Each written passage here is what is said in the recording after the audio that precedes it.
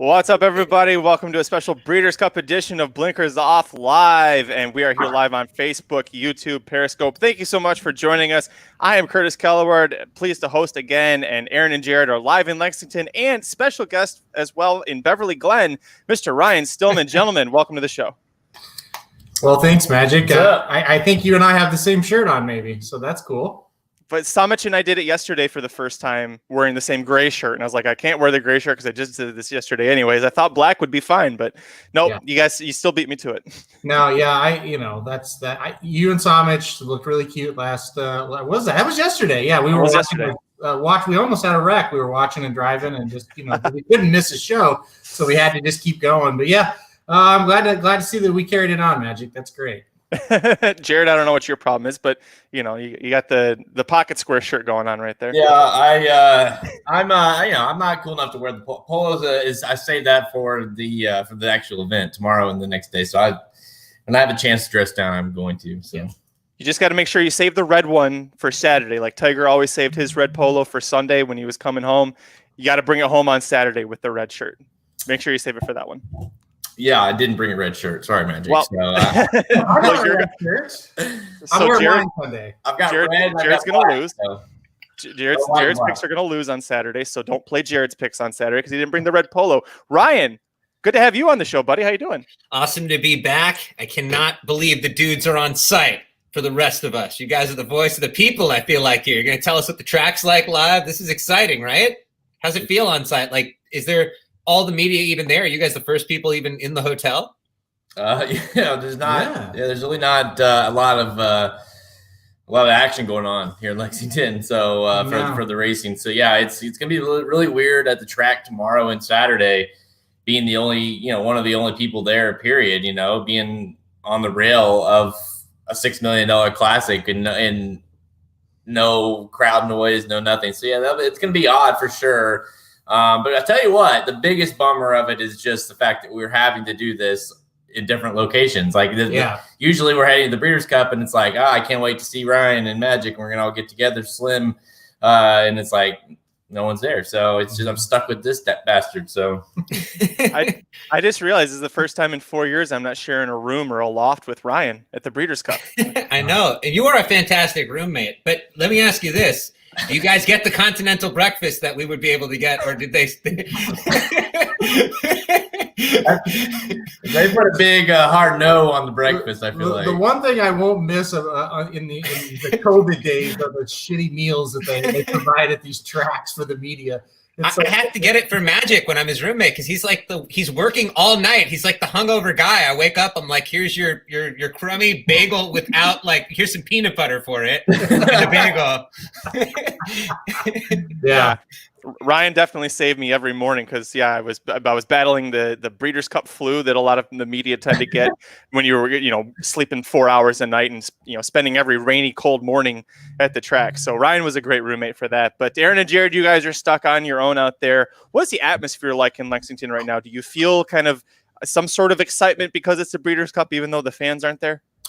I would say no, as far as unless, if you get right into where the event's going to be, obviously there's some buzz, but around the city, I can remember back in 2015, Lexington was about to explode because, not only was it a big, the Breeders' Cup at Keeneland and it was amazing. Everybody's excited. You had American Pharoah coming in here to try to, finish off the Grand Slam, so to speak.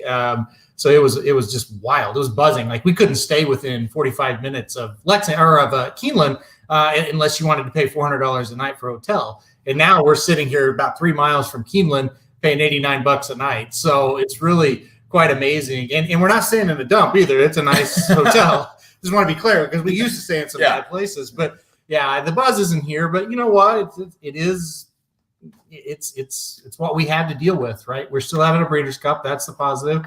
But yeah, I mean, and especially when you come to a place like Keeneland and Lexington, this is horse racing country. And yeah, it's, there's nobody here.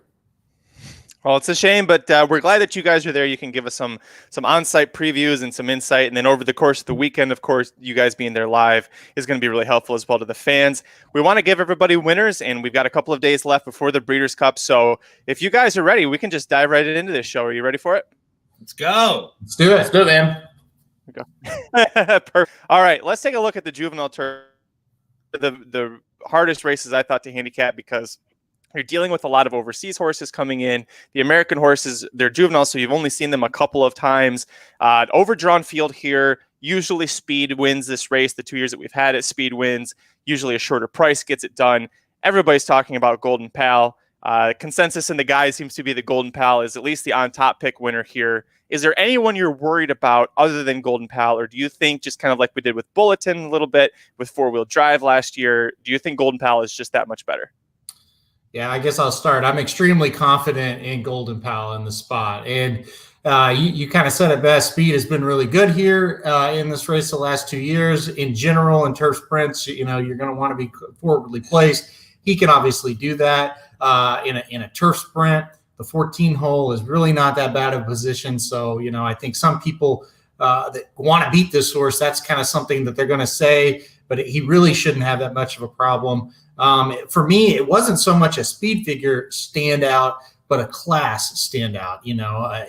He just looks way classier than the rest of this field. I think there's some decent runners in here. You asked the question, am I worried about somebody else beating Golden Pal here? Not really. I think if he gets beat, it's probably going to be a longer price and something we went, wow, I don't know if I could have seen that coming. So yeah, I mean, I'm really not overly worried. I think Golden Pal is going to get the job done here. Jared, what about you? Yeah, I mean, I think you mentioned it. The guide is one of the few consensus picks, overall consensus picks on the guide. And this is one of the two really that I feel the most confident, definitely the most confident horse I feel on Friday. And that's including Jackie's Warrior. Because I just, like you say, speed wins. The trends of this race coincide with what this horse can do. It's Wesley Ward, and this horse is just, he's kind of got the best of both worlds. He about went to Ascot and and won. Yeah. And then comes over here and just absolutely romps. And he's kind of got the best of both worlds in my mind, where you have that international flavor, but he's also kind of an American-based horse, and it came over and was awesome at Saratoga. So to me, it's more about if he gets beat, it's not a factor of if he ran his race and he got beat. It's hard to kind of handicap a race and plan on something going wrong. So I think you're rolling with Golden Pal here. I think there's a few underneath that's it. If you want to get creative, I think there's plenty of prices underneath that this thing could blow up in the try, so to speak. But on top, Golden Pal seems like a lock. Well, then that leads right into my next question is, we try to find some value, at least when you got an 8-5 favorite like Golden Pal is going to take a lot of money. What underneath horses or even price horses do you think could surprise in this race? European horses in turf sprints, you don't ever really want to play, but that angle is been so overhyped now that now they're blowing up in their big prices. And so all of a sudden it's like, wow, if you're getting 20-1 instead of 6-1 on some of these overseas horses that are sprinting, that's actually a pretty good play, especially if you're looking for an underneath bomb. So I'm looking towards a couple of longer shots with underneath horses coming over from Europe to maybe get into the try, into the super even, and make that thing pay. But overall, I'm not going to get crazy with this race. As far as a betting strategy, I think it's pretty simple. I think you just play Golden Pal to win. Jared, do you feel the same way? Yeah, I mean, if I'm playing some horses underneath, I mean, I kind of like the Keeneland and Kentucky Downs angle a little bit as far as horses coming out of those races. So, Bodenheimer and that Indian Summer race was one that I've kind of keyed on as far as I thought was pretty impressive. And that's why I like some of those horses underneath. And if he, I like Bodenheimer quite a bit here if for whatever reason something happens to Golden Pal. But it's one of the few races on the 2 days, frankly, where it's like, okay, I have a strong opinion on that horse, play him to win, and just move on to the next race. Because I feel like the most frustrating thing you can do, I feel like, in instances like this, is where you can be all about Golden Pal. You can be all about Golden Pal for weeks, and you go to the race and you try to play some crazy try and you miss it, and you get out of the race and you got $0 to speak for it, but Golden Pal won the race. Yeah. And he's a strong opinion. And you're like, I got nothing out of that race, but I was right. I was dead on. That horse is awesome. So that's like one of our strongest opinions here is Golden Pal. So I say play to win. I got a question for you guys actually about that. So he drew the 14 post, and I know how high everyone that I respect is on this horse. But if you were trying to beat him from the 14 post, can you tell the people why they shouldn't be, I guess? Do you know what I mean? There's probably a lot of people that are like, well, that's a reason to take a stab at him. Why are you so confident he can do it from the 14? I mean, is that something to be concerned about for somebody? Yeah, no, I'm very confident because you think now, let's say he didn't have a lot of early turn of foot and he was going to be kind of in a position on the turn where he's outside of horses because he didn't clear the first pack and he's 5-6 wide. That could be a problem. But with him, he's got a lot of speed. He's got time before they make that turn to kind of get over and position himself if they think that he needs to be, over closer to the rail. I don't know. Irad Ortiz Jr. might just ride him out in the middle of the track. He might just be that good. But from the 14 hole, if you've got that early speed, there's really just not a whole lot to worry about in a sprint. And you're drawn outside of all the other speed horses in the race, that's a huge factor. So, you're not going to get caught on the inside and horses press you on the rail. He can just basically place his horse wherever he wants. Sure, he might lose a little bit of ground being wide on that turn, but it's not going to be, enough to really, make him have any kind of struggles at all. He's out in the middle of the track. There's nobody that's really going to seemingly bother him. A couple of people in the chat, including your boy Kelby Von Hemel, saying Dirty Dangle super impressive last out. This is a horse who was privately purchased by Gary Barber and sent to Mark Casse for the Breeders' Cup. Had 2 really nice wins at Woodbine, Aaron. I know that you were able to see those. Yeah. The barn change in that private sale going into the Breeders' Cup, when you see an owner who's as sharp as Gary Barber with a trainer like Mark Casse doing that, does that give you a little pause and make you go, hey, Dirty Dangle 20-1, she's got some pretty good upside. Yeah, Kelly's really good at pointing that out. Very impressive last time out. I think this is a little too soon for this horse. I'm not sure she can compete with this kind of caliber, but I'm not sure many can compete with Golden Pal. So if you're talking about an underneath play, Dirty Dangle sitting there at 20-1, I mean, I'm not going to talk you off that horse to play underneath. I wouldn't sit here and advise you to play that horse to win, but I think it's, I think she's just as logical as a lot of these when it comes to who's going to finish, second, third, and fourth. Jared, you feel the same way? Yeah, awesome name, by the way. Yeah. Whatever. I think underneath you can get creative and play a bunch of different ways. So I'm not going to talk you out of any of these underneath, but trying to pick this horse to win, especially when we're sitting here arguing about if you debate on if the 14 hole is too much for Golden Pal, and you're going to tell me that the 12 hole makes all the world different for her. I mean, give me a break. So underneath maybe comes running late to pick up a piece of it, but on top, no.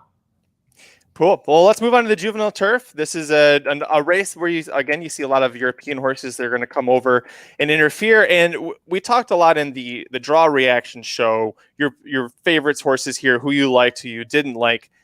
If I'm a fan who, I work 40 hours a week, I've got a family at home, I don't have a whole lot of time to watch the European races.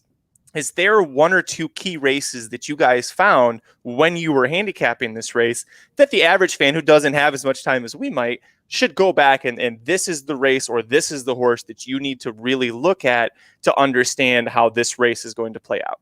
For this race specifically, no, but I will talk about that later on when we talk about European horses, Magic. And I think you and I probably know exactly what I'm saying. We'll save it for later in the show. For this race specifically, I didn't see that one or two key race that just wowed me. But what I did see was a lot of pretty solid performances by those horses overseas. Seal Away, Battleground, Cadillac, all to me stood out as horses that looked pretty good in the replays I watched. Go Atletico looked good. New Mandate looked good. So there is a deep field of Euros here.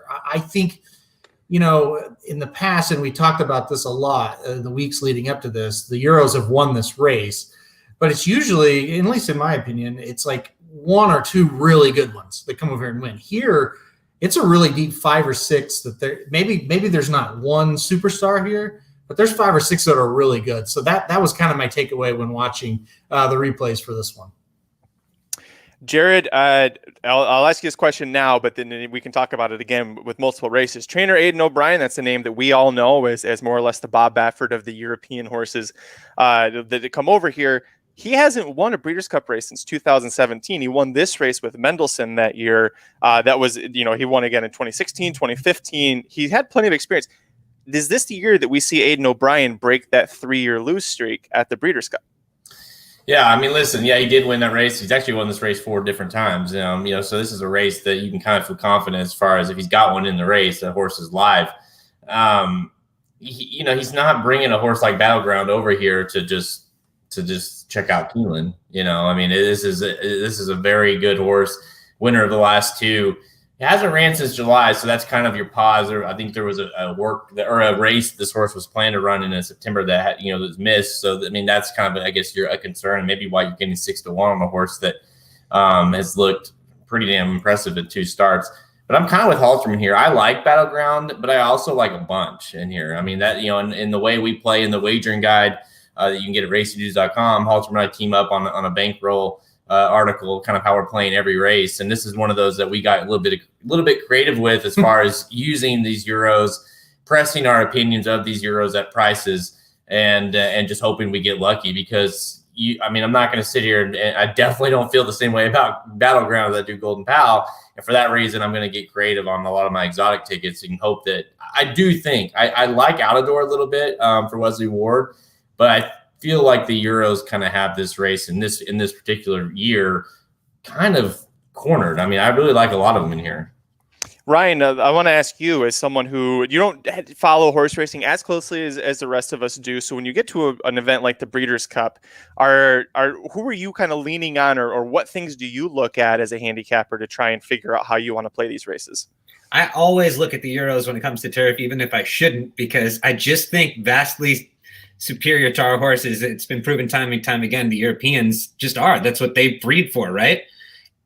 In this particular race, the Battleground horse is so interesting that you brought that up, Jared. I heard you particularly bring up that horse. The Dam is a Breeders' Cup turf winner. O'Brien's won 4 Breeders' Cup juvenile turfs. And like you said, it's, he doesn't come out here to lose, and it's just, I don't even know. It's funny. You were talking about that Baffert comparison. He might be even better than Bob Baffert. And that's not a knock on Baffert. O'Brien over there is like the king. He's just amazing. So, it's just hard. I guess it's hard because I really like Gretzky the Great. I think he's a really nice horse.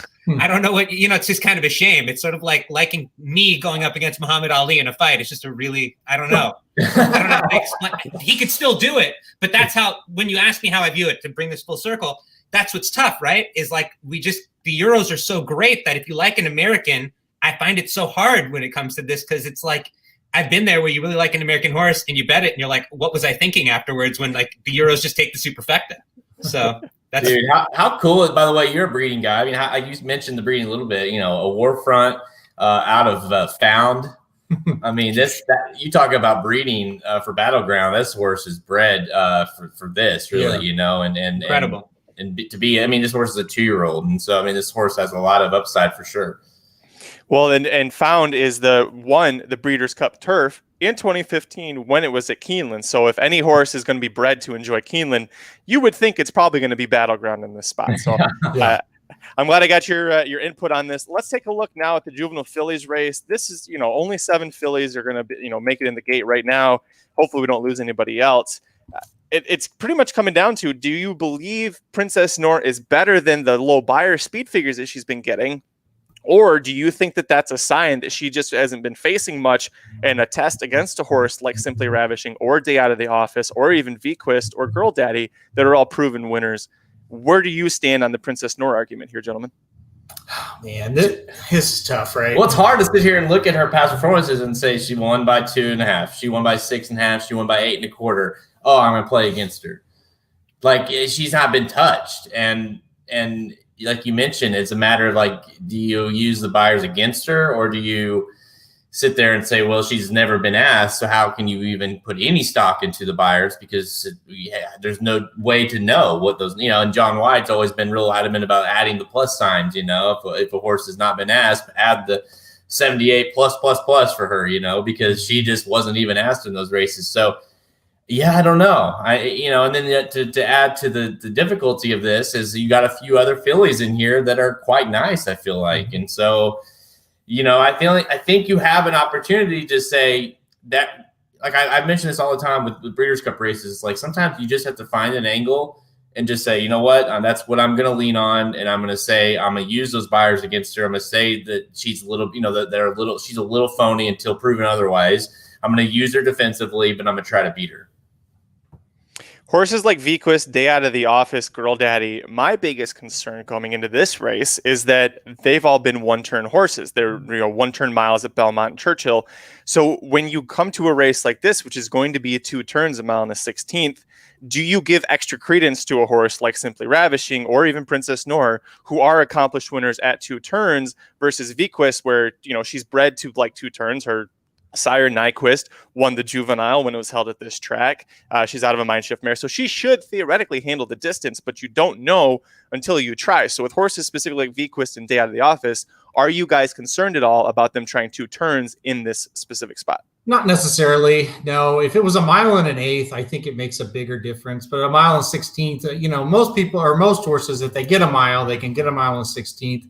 Now, as they get a little older and we get a little more form, we realize, well, maybe it's a 1-turn race they like versus a 2-turn race. Those are tough assumptions to make when you don't have any data and you've never seen anything. And I think you pointed it out, very clearly. You look at the pedigree of like a horse like V-Quist. How can you say that horse isn't going to get a mile and 16th?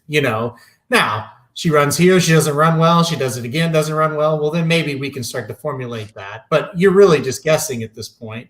But listen, I think the key is you do in this spot have 2, I think, Simply Ravishing and Princess Noor. They are proven, not only are they proven at the distance, I just think they kind of look better than everybody else as we start out. So that kind of helps sway to those 2 horses, but that really wasn't like the determining factor for me.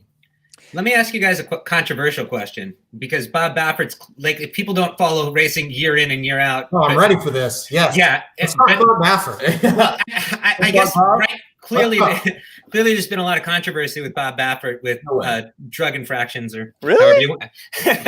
Is this the kind of thing where you just fade him if you're a person that's going to fade him the entire card, but you might play him one time, is this the horse you play? Is this the horse I know it's a kind of an odd question maybe, but is that something you have to ask yourself and has to be addressed here? Well, I think, with Tough Luck Bob, you just have to take it for face value of what it is. I'm not going to be one of these guys and saying I'm fading all of them or I'm playing all of them. I'm just going to take them. And I think Magic kind of talked about that in the pre-entry show. Let's just take it for face value.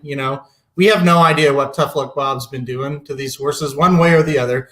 So, but maybe we watch Princess Noor and she runs horrible and we go, oh, because she shouldn't run horrible in this spot. Right. Or then maybe she runs and she wins by 8, which I don't think she should win by 8 either. She could win, but not by 8. And we go, oh, okay. So yeah, exactly. Maybe the best answer, Ryan, is Tough Luck Bob might give us a little indication one way or the other. And maybe she's a good barometer horse where it's like, it's iffy she can win, but she can win. So I will say this: I'm not gonna I'm not gonna be that naive to be like, well, if allegedly was doing anything, then all of a sudden it's gonna stop. And so I'm not going to be. So I'm going if he's been winning with these horses, I'm going to assume, like you say, take them at face value. That it is what it is. In this case, playing against her here, like I'm going to, is nothing to do with the fact that it's Tough Luck Bob. I simply like Simply Ravishing that much more. Yeah, that was accidental too. But it'll be funny to see because Simply Ravishing. Drawing the one hole in the Alcibiades, at Keeneland, by the way, the same distance, went gate to wire. You got to feel like she's going to go and give, and Louis Sai is going to take it. So it's like with Princess Noor, it's going to be interesting. She's finally up against a big time horse here. Can she hang with her? And that's going to show a lot. And I think like you said, we're going to hit the top of the stretch, and you might have an idea of, okay, is she or not? Yeah. So the one last question I want to ask you, and just give me a yes or no on this one. Yes or no, is this Bob Baffert's most likely winner of the entire weekend? Ooh, that's a tough one. The reason while you think about it, the reason I ask is because in 2018 at Churchill Downs, Game Winner won the Juvenile, and we found out afterwards from a friend that Bob Baffert was the most confident Game Winner, and then on Saturday he threw up a giant goose egg. So that's what makes me wonder: is this his most likely winner?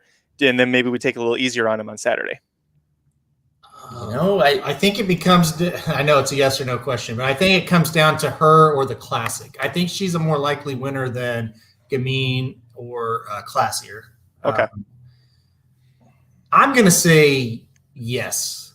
Okay. Say yes. But Tough Luck Bob's most likely winner is Princess Noor. I think even though I'm playing against her, I think that makes sense. Just because it's a smaller field, much less tough field than you're going to look at in the Classic with Improbable, and I definitely think with Gamine and Classier that those are two that I would be a little surprised, to be honest, especially Classier if they even won. Oh yeah. So yeah, I think Princess Noor makes sense here. That the horse hasn't lost, so it's hard to say that. I mean, this has got to be one of the what was he like, or what was she like over $1 million purchase. I mean, there's a lot of hype behind this horse. So you got to think she's a similar Game Winner type of horse as far as coming into this race with a lot of expectations. Let me ask you one thing about this too. I'm sorry, Magic. If you were going to play this race particularly, if she doesn't win, do you see her hitting the board? Is it going to be a thing where it's like, wow, she just sucks? I don't know how to explain that any better. Like if she's not what you think she is, what is she possibly? I guess is the question. Yeah, I wouldn't say it's an all or nothing type. Now 2 months ago, yes, I probably would have said, well, if she doesn't win, something really went wrong. But as we really progressed towards this race, there was a lot of good horses that started to pop up. We haven't even hardly talked about Day Out of the Office, who looks really damn good and looked amazing last time. So there's a lot of good horses here. I went deep in this race. So no, I don't think it's an all or nothing. I do think it's a question of how good she is. We're not sure. We're going to find out. That's just it. You mentioned Day Out of the Office, and if you want to use Princess Noor's buyers against her, well, you got to use Day at the Office buyer for her. I mean, comes in with the career or the high buyer of the field, the 95, was just unbelievably good in the Frizette last time out, beating Bakewis. So I mean. Yeah, if you want to use the buyer angle against out of the Baffert, you got to use it for her here. So I think she's one that we're not really talking about as far as coming at Simply Ravishing. That she might be the one that you're like, oh shit, that's the one that that I'm worried about, not the Baffert. Right.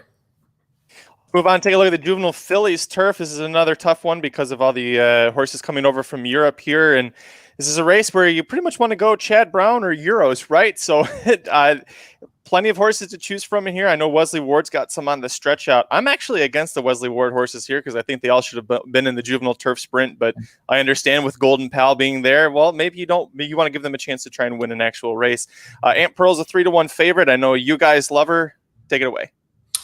Yeah, it's kind of funny. I didn't go with Chad Brown or a Euro here. Chad doesn't really have anything. And then the Euros, I think they're good. I think they've got a good shot. But I really liked, as the closer we went and the more we went, Plum Alley and Aunt Pearl. Those are the two I like. And I couldn't get away from them. I ended up going with Plum Alley on top. But it was a tough decision because I really like Aunt Pearl as well. I think the determining factor the time form numbers for Plum Ali was the only real separator that you can find between her and Aunt Pearl. Buyers were very similar. Class was very similar. You look at the past performance, how they won was similar.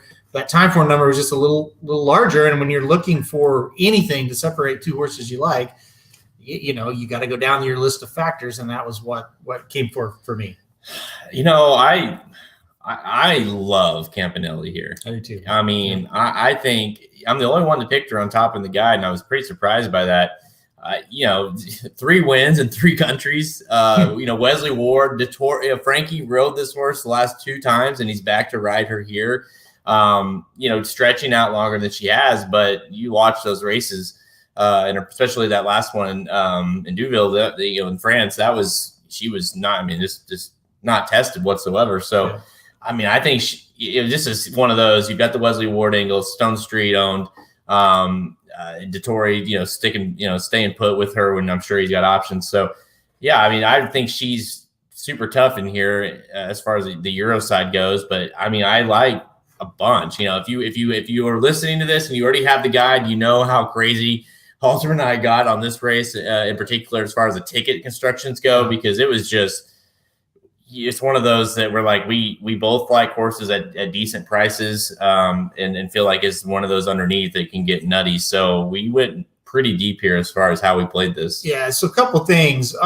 When you get a race like this where you like so many different ones, that is generally the strategy that we try to use. If we want to talk about betting strategy for a minute, just play a lot of different combinations in exotics. And I'm talking about race by race plays here. Play a lot of different combinations in exotics.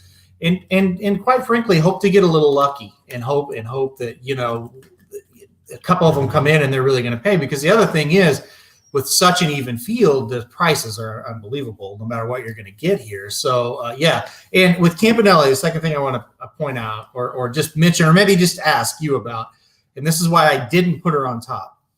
And Magic kind of alluded to one-turn race, like going to a mile and 16th. 6 furlongs to a mile here, it worries me just a bit. Yeah, a couple of things that, I get it. Stretching out the things that kind of gave me some at least confidence with her is just the fact that Dettori rode her the last 2 times, and if he had any indication like this horse is not going to be able to do any to go further, I feel like it's a Breeders' Cup race. He would probably have an option to ride somewhere else, and he stays put, And I think if you watch that back at that race, she was not really doing much with her at the end of that race, No. And so I feel like if and Wesley Ward, obviously he's going to run her in the spot that makes sense, and I just feel like with her speed, she's going to be able to go a mile without any issue. But with that said, there are plenty of good milers in here that could probably, compete with her more so than what we've seen in the past, just because maybe she's a little bit better going shorter. So that's why I like her. I'm playing a lot of different options though. Yeah, my big concern with Campanelle and with Royal Approval just to her outside is Wesley Ward isn't a trainer that I necessarily think can go sprint to route with a lot of success. I know he's actually successful with the routing, but it tends to be when he's got sprinters, they stay sprinting. That's what they do, especially with his 2-year-olds. And when they go routing, that's what he sticks with them, and then they do that. But this is her first time, and you never know until you give it a shot. So I think definitely, though, there's a total agreement here. You need to spread, and if you like price horses, don't be scared to use them. Let's look at a race where you might not necessarily get a price horse on top, the Breeders' Cup Juvenile race here. Jackie's Warrior, your big 7-5 favorite. Aaron, I know you're all over this horse, and the big question I have for you is, do you have any concern whatsoever with this being his first try around 2 turns, or do you think just the way that he's been winning and running, it doesn't matter? Yeah, it's funny. This has kind of become a theme. This will be the 3rd race where we brought that up, and I'll say the same thing. No, I don't. The way he's been winning those races are pretty impressive, but obviously it's enough of a question mark, especially with a 2-year-old. I'm not going to single, So I singled on the Golden Pal. I'm saying that's a single. He's not doing anything different than he has been doing, right? This is a little bit of a different thing. And then you've got Essential Quality, who's won at this distance and at this track. So that's enough to say, okay, I may need to use him as well here.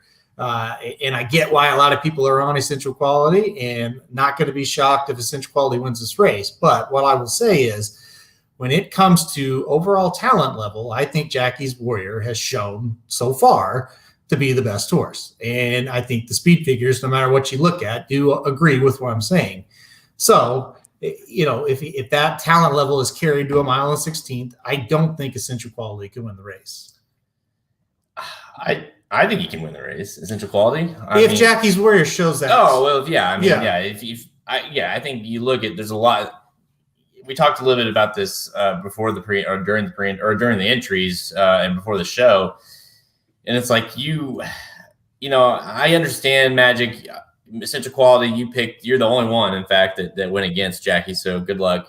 But I get, because he's a very nice horse. If you've been on the horse, why would you jump off that horse at this point? So I understand why you're doing it. It's just, what I've seen so far from Jackie's Warrior versus Essential Quality, while Essential Quality has been very impressive, it just feels like a little bit lower level as far as what Jackie's Warrior has just been unbelievable the last two. If you believe in buyers, there's no way you can pick Essential Quality. I will just say that right there, because Reinvestment Risk, who has been blasted by Jackie's Warrior, has higher buyers than Essential Quality. Yeah. But that doesn't always mean everything. Notice I didn't sit here and say I think Reinvestment Risk can win this race. I did say Essential Quality is the other horse to play. So I'm projecting a little bit of improvement. But when it's that, it is a huge gap there, and you can't go away from looking at that. There is a huge speed figure gap between Jackie's Warrior and Essential Quality. What are you guys thinking on the Baffert horse class here? Because that was one that I feel like you got to take. Tough Luck Bob puts a horse in this race, a horse that's only ran once, a maiden special weight, and you got to think, wow, really? Like that's a lot of, he's got plenty of options of these horses as they get older. So why are they, taking a shot here? From the quotes I read in Magic, I'll take it to you after. It sounded more like ownership wanted to run here versus Bob Baffert, but you tell me. Yeah, that's kind of the feeling I got. I mean, Saul Kuhn is part of it, so he loves having a horse in every single race at the Breeders' Cup. So that was probably part of it.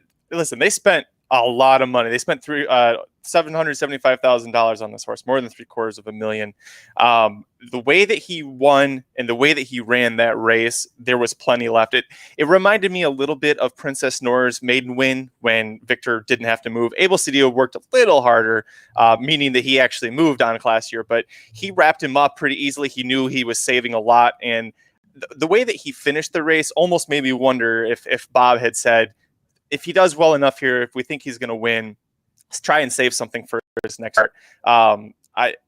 It wouldn't be the biggest surprise. We talk about it a lot in the Magic Mike show, and you guys talk about it too.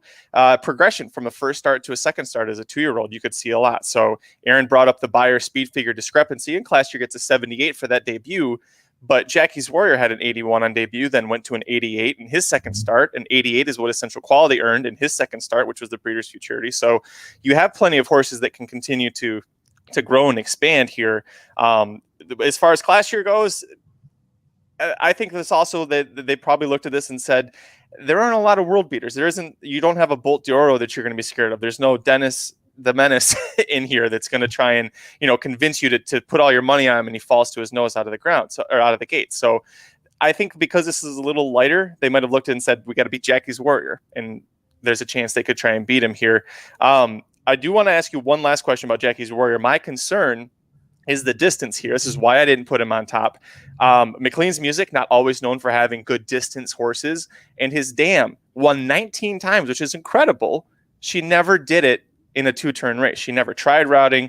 She never tried stakes races. She was a lower level claiming sprinter. So that just kind of goes back to my just a little bit of worry here with whether or not this horse can handle the distance. But sometimes you just look with your eyes at a horse and you go, I don't give two flying shits about what this horse's pedigree says. I've seen this horse run, and it sounds like that's where you guys are going.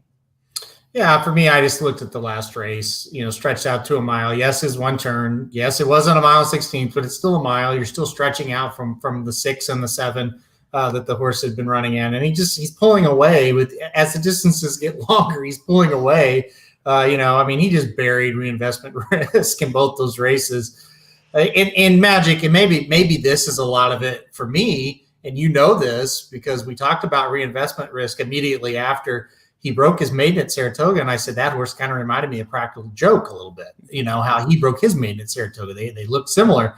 And then I was fairly high on that horse. I picked Jackie's Warrior in the hopeful, but I thought reinvestment risk could pull off an upset, and it just wasn't even a race. And I think to me, it's just like, yeah, that's really something. I think he's got a shot to be something special.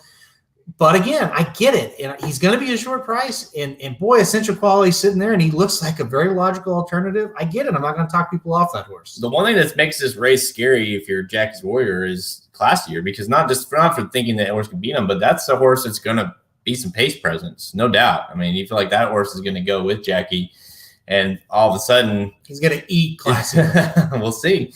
Have you seen Classier? This horse, it looks unbelievable. What barn is that horse in? Of course he's got. He does. Tough Luck Bob. Tough Luck Bob's got him looking amazing. He doesn't rarely. Is he all hulked up, right? Yeah. Oh yeah. He looks the real deal. So Essential Quality. I have Essential Quality. Definitely playing Essential Quality and everything, because I think that horse has looked awesome. And of course, you have the Keeneland factor as well. Well, listen, there's a chance Classier this time next year. It might be the best 3-year-old. Maybe this horse is developing and can't win today, or can't win on Saturday or Friday. But then, after the fact, he really comes on.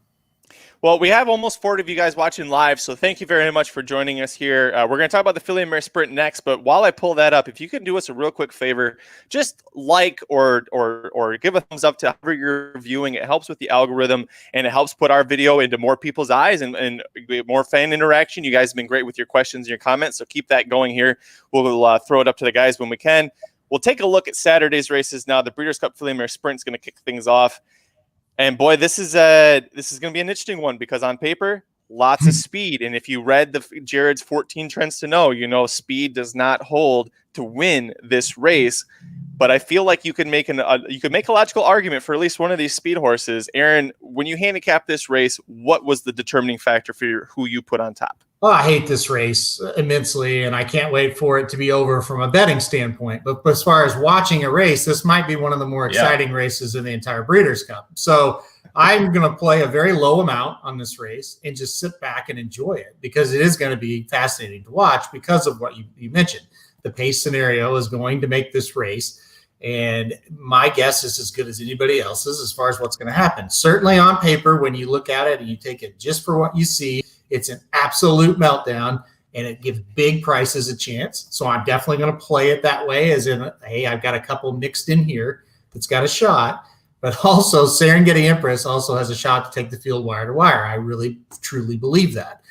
If Gamin's a little phony, if Gamin can't hang with Serengeti Empress early, I don't think anybody else will. And I think all of a sudden she's going to be out, and she's going to be fairly comfortable on the lead. So, but again, my guess is as good as anybody's on what Gamin is and how that's going to play out. And when you have a factor like that in a race, my best opinion, or my best advice, I guess I should say, is to play a few closers and then take that best speed horse, play that horse as well, and box them up. I mean, it's such an unpredictable race that's what I chose to do here.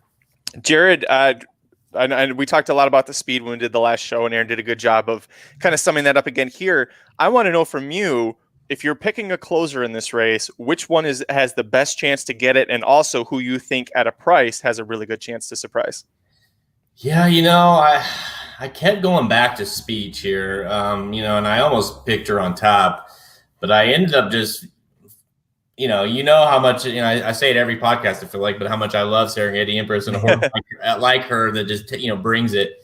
And, I think to that point, I think there's a chance that this race turns out to be less of a pace or speed kind of, clash than we think. Because, you might see Serengeti Empress just be like, she is just faster than everyone else, and Gamin's a little phony, and then all of a sudden Serengeti Empress is out on the lead by herself, and you're like, oh shit, where's the pace meltdown? So with that said, I like Speech, I like Bell's the One, but I think everyone likes Bell's the One. Bell's the One is not cool anymore. I think Speech to me likes Keeneland. Her best race of her career was at Keeneland, and she looked really good winning the Ashland.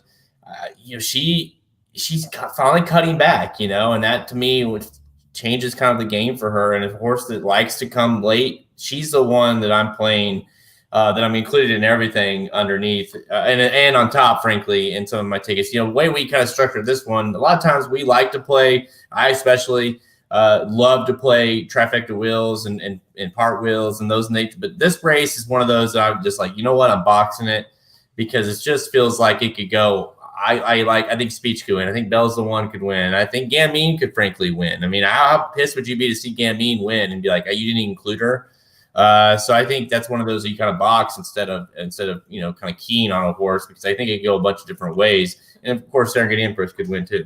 Yeah, and to be, if you want to just be 1,000% fair and talk about Tough Luck Bob for a second, I guess there is a shot that Gamine is just the freak of all freaks. And if she is, when's the last time you've seen like a really good Baffert horse quit in the stretch? To me, she's a defensive use because she might just take him and keep going. I would play her in there as well. You just never know. And that's the thing. There's just so many different factors. Now, one last thing, and then I don't know if you want to move on or not, but one last thing. Anytime there's two elite speed horses in the race and everybody else, maybe they have speed, but it's not elite type of speed. You have to think, what if one falls out of the gate and stumbles and can't get up there? When there's four speed horses, you got a better indication that there is a really good chance it's gonna have a meltdown here. Yeah. But when there's just two, a lot of things can happen. Especially depending on it for your handicap. Exactly. And then just one jockey could say, you know what, I don't want to go out there with her, and then it throws everybody's handicapping off. So it's just dicey. It's a really dicey race. Okay, I've seen a lot of people talk about Sally's Curlin on here, and I know Magic, you included Sally's Curlin. I am on your top four, and honestly, she snuck into our top four consensus picks because of yours, and a few had her even higher. I won't blame you solely, but I'll be honest with you, and you. I mean, this is one of those I don't see. Especially to have a chance to win the thing. No way. I just don't see it. Hit the board. Hit the board. This horse has shown that she is a grade 2, grade 3 at best kind of horse. When she's the last two races in the Madison and then that race at Churchill Downs, you just she's not anywhere close in those grade ones. It's the old situation, and I lost to Serengeti Empress earlier in the year. Trying to do exactly what people are trying to do with Sally's Curlin. The pace set up on paper is so good for this horse that you look at her numbers and you say, it doesn't matter that she's slower than the rest of the field. They're all going to walk home. And they're going to have to for her to win. Yeah. And I like Sally's Curlin in those races he just mentioned, grade 2s, grade 3s. This horse is super consistent. I mean, the horse is a Curlin. Of course, I love Sally's Curlin. That right there is enough, right? At the end of the day, I just don't think she'll be able to pick them all off here. It's going to take a career best effort from her to compete in this race. I mean, her career best buyer is a 93 that she got for winning the Hurricane Birdie earlier this year at Gulfstream Park. A big reason I liked her is I think Brian Hernandez Jr. is a vastly underrated jockey, and he got to ride her for the first time in the Derby City Distaff last out. He figured out how to ride her and how to position her, and I think coming back for the second start is going to be a big help for him. You mentioned the Curlin factor. She's 4 years old, so the Curlins, this is a red time when we see them peak and develop. We saw that with Vino Rosso last year in the Classic.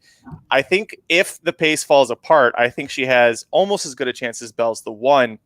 It's going to take a better ride than what she's had in her last couple of ones, because I don't think the pace goes that much quicker than what she had in the Derby City Distaff when they went 21-4, 43-3. So that's where I landed with that. Also, it's Dale Romans at a price. If she was single digits, I wouldn't have touched her, but it's Dale Romans at a price, and he sneaks into the board and screws up your exotic plays in some of these races with horses like Sally's Curlin. It's going to take a career best effort, but why not? And to answer, this is not a race I'm singling in the pick four. No. Hell no. That's a hard no. I will say in that race 2 pick 4, I think it's a race you got to go a little shorter in, because that sequence is so extremely hard. But in this opening pick 4, or the opening Breeders' Cup pick 4, No, not a single. Cool. Nobody's mentioned Come Dancing. This is the 3 shows now. Nobody's mentioned Come Dancing. I haven't taken her seriously all year. I thought she should have retired at the end of last year. Where do you guys stand on Come Dancing? Same. Yeah, I'll just say that in the guide, I think there's one person, I think that my name is Samich, that even included her in our top 4. Where did Ryan have her in the top 4? Ryan had her first in every position. No, I mean, I'm with you guys. I know that last race was pretty impressive. But you just I feel like, she just doesn't come up to those big races very well anymore, She just hasn't looked like the same that she did in 2019 when she was dominating. All right, let's take a look at the Breeders' Cup Turf Sprint. One of the biggest fields, at least, that was trying to get in from the pre-entry position here. Lots of speed signed on. That's usually you want a horse that's going to be a little closer. And you in a race like this, you also want a horse that's going to be a little shorter price based off of the trends that we've seen. You have a horse like Leinster who loves Keeneland. It's got the course record. You have a horse like Imprimis who should be undefeated this year. Got Stormy as your 7-2 favorite, but I know we've been a little chilly on her. We think she's going to take a lot of money that she necessarily doesn't deserve based off of her form in here. I want to know from a price perspective, if there was a horse that you really love that you think is going to outrun his odds, Aaron, who is that going to be in this race?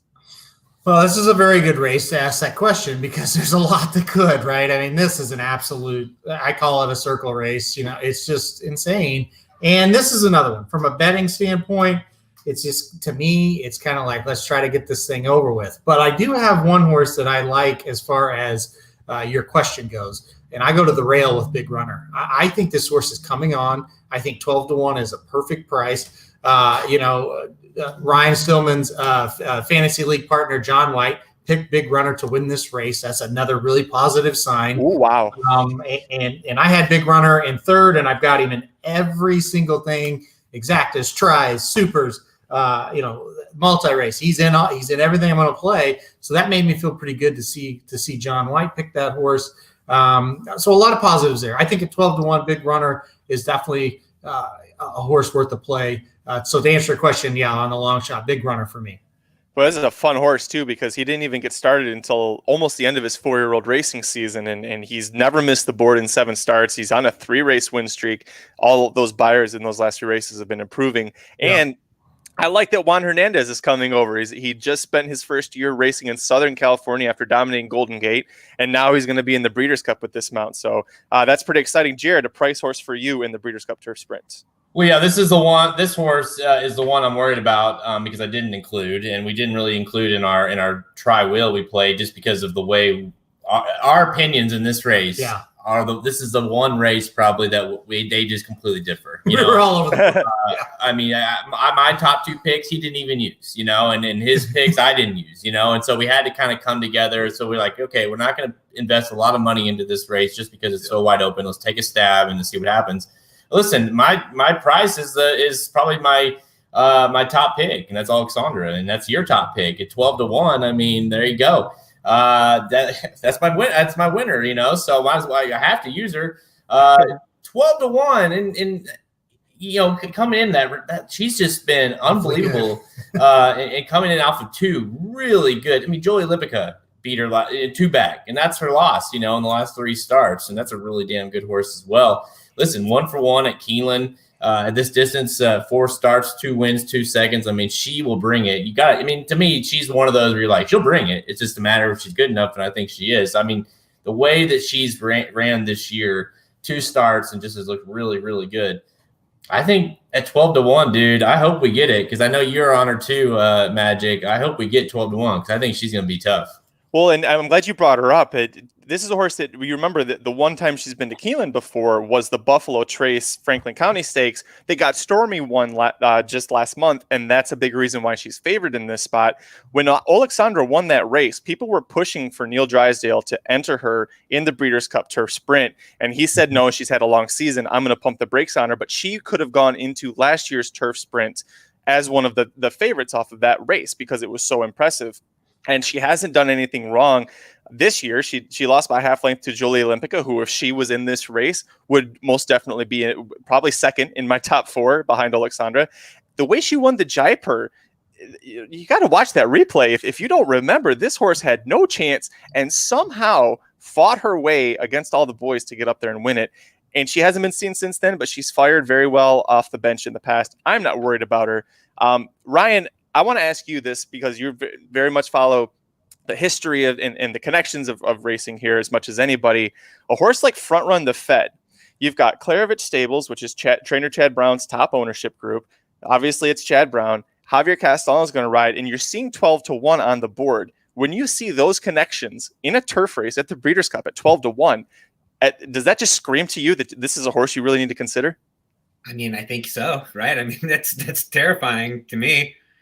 It's funny.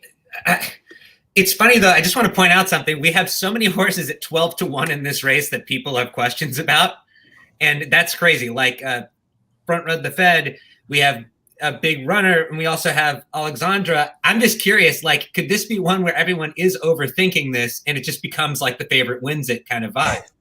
Because like when that happens, because I've just never seen anything like it where like the questions keep coming to 12-1 horses. What do you guys think? Well, and we haven't even mentioned Got Stormy, who's 7-2 and has won 2 straight turf sprints, and really last time out looked like a monster. So, Ryan, yes, absolutely, it's possible. I think what happens in a race like this is so many horses are attractive at prices. It's like I got to pick one, right? So, and I think that's what has happened. Now, Got Stormy to me is definitely a horse to use in your multis. So in the pick 4s, the pick 5s, I've got Stormy in there. I threw her out in exactas and tries and supers because I want a balloon here. And I think if she's in the, obviously if she finishes in there with long shots, then now I'm going to really kick myself that I had the long shots, but I didn't have Got Stormy. But I want that big balloon because the deal is I don't want to invest a lot of money in this race, right? We're playing low amounts here. We're just hey, if our opinions are right, let's make sure we cash something, but let's not lose a lot of money here. So I just feel like you're playing some prices when you have that kind of strategy. You guys mentioned Front Run the Fed, and that's a horse that's I'm terrified of in every way because that's a horse I ended up tossing out and including Leinster, and I was on the fence about Leinster in the top 4, and I wanted to put Front Run the Fed kind of to his point of ballooning it, and then I was like, how can I leave that horse out? I really like that horse, so it comes down to you get terrified of these horses. Front Run the Fed, damn near coming into this race as a winner, winning in the last race, I should say, in that turf sprint at Kentucky Downs. Imprimis, who I like, including I think we all like, nearly got beat by this horse, and you're getting 12-1. So to me, and like you mentioned, Magic, you need zero introduction of who this horse is, owned by and trained by and ridden by. So you're just like, damn, man, you're getting 12-1 on. This is one of those horses. If he beats you, it knocks you out of it or whatever. You're like, son of a bitch. I let Clarovich Stables and Chad Brown beat me on the turf. Really? Like, I might as well quit now. So that's one of those that you got it. I mean, I'm going to try to use this defensively in all my tickets on the multis, especially so you stay alive.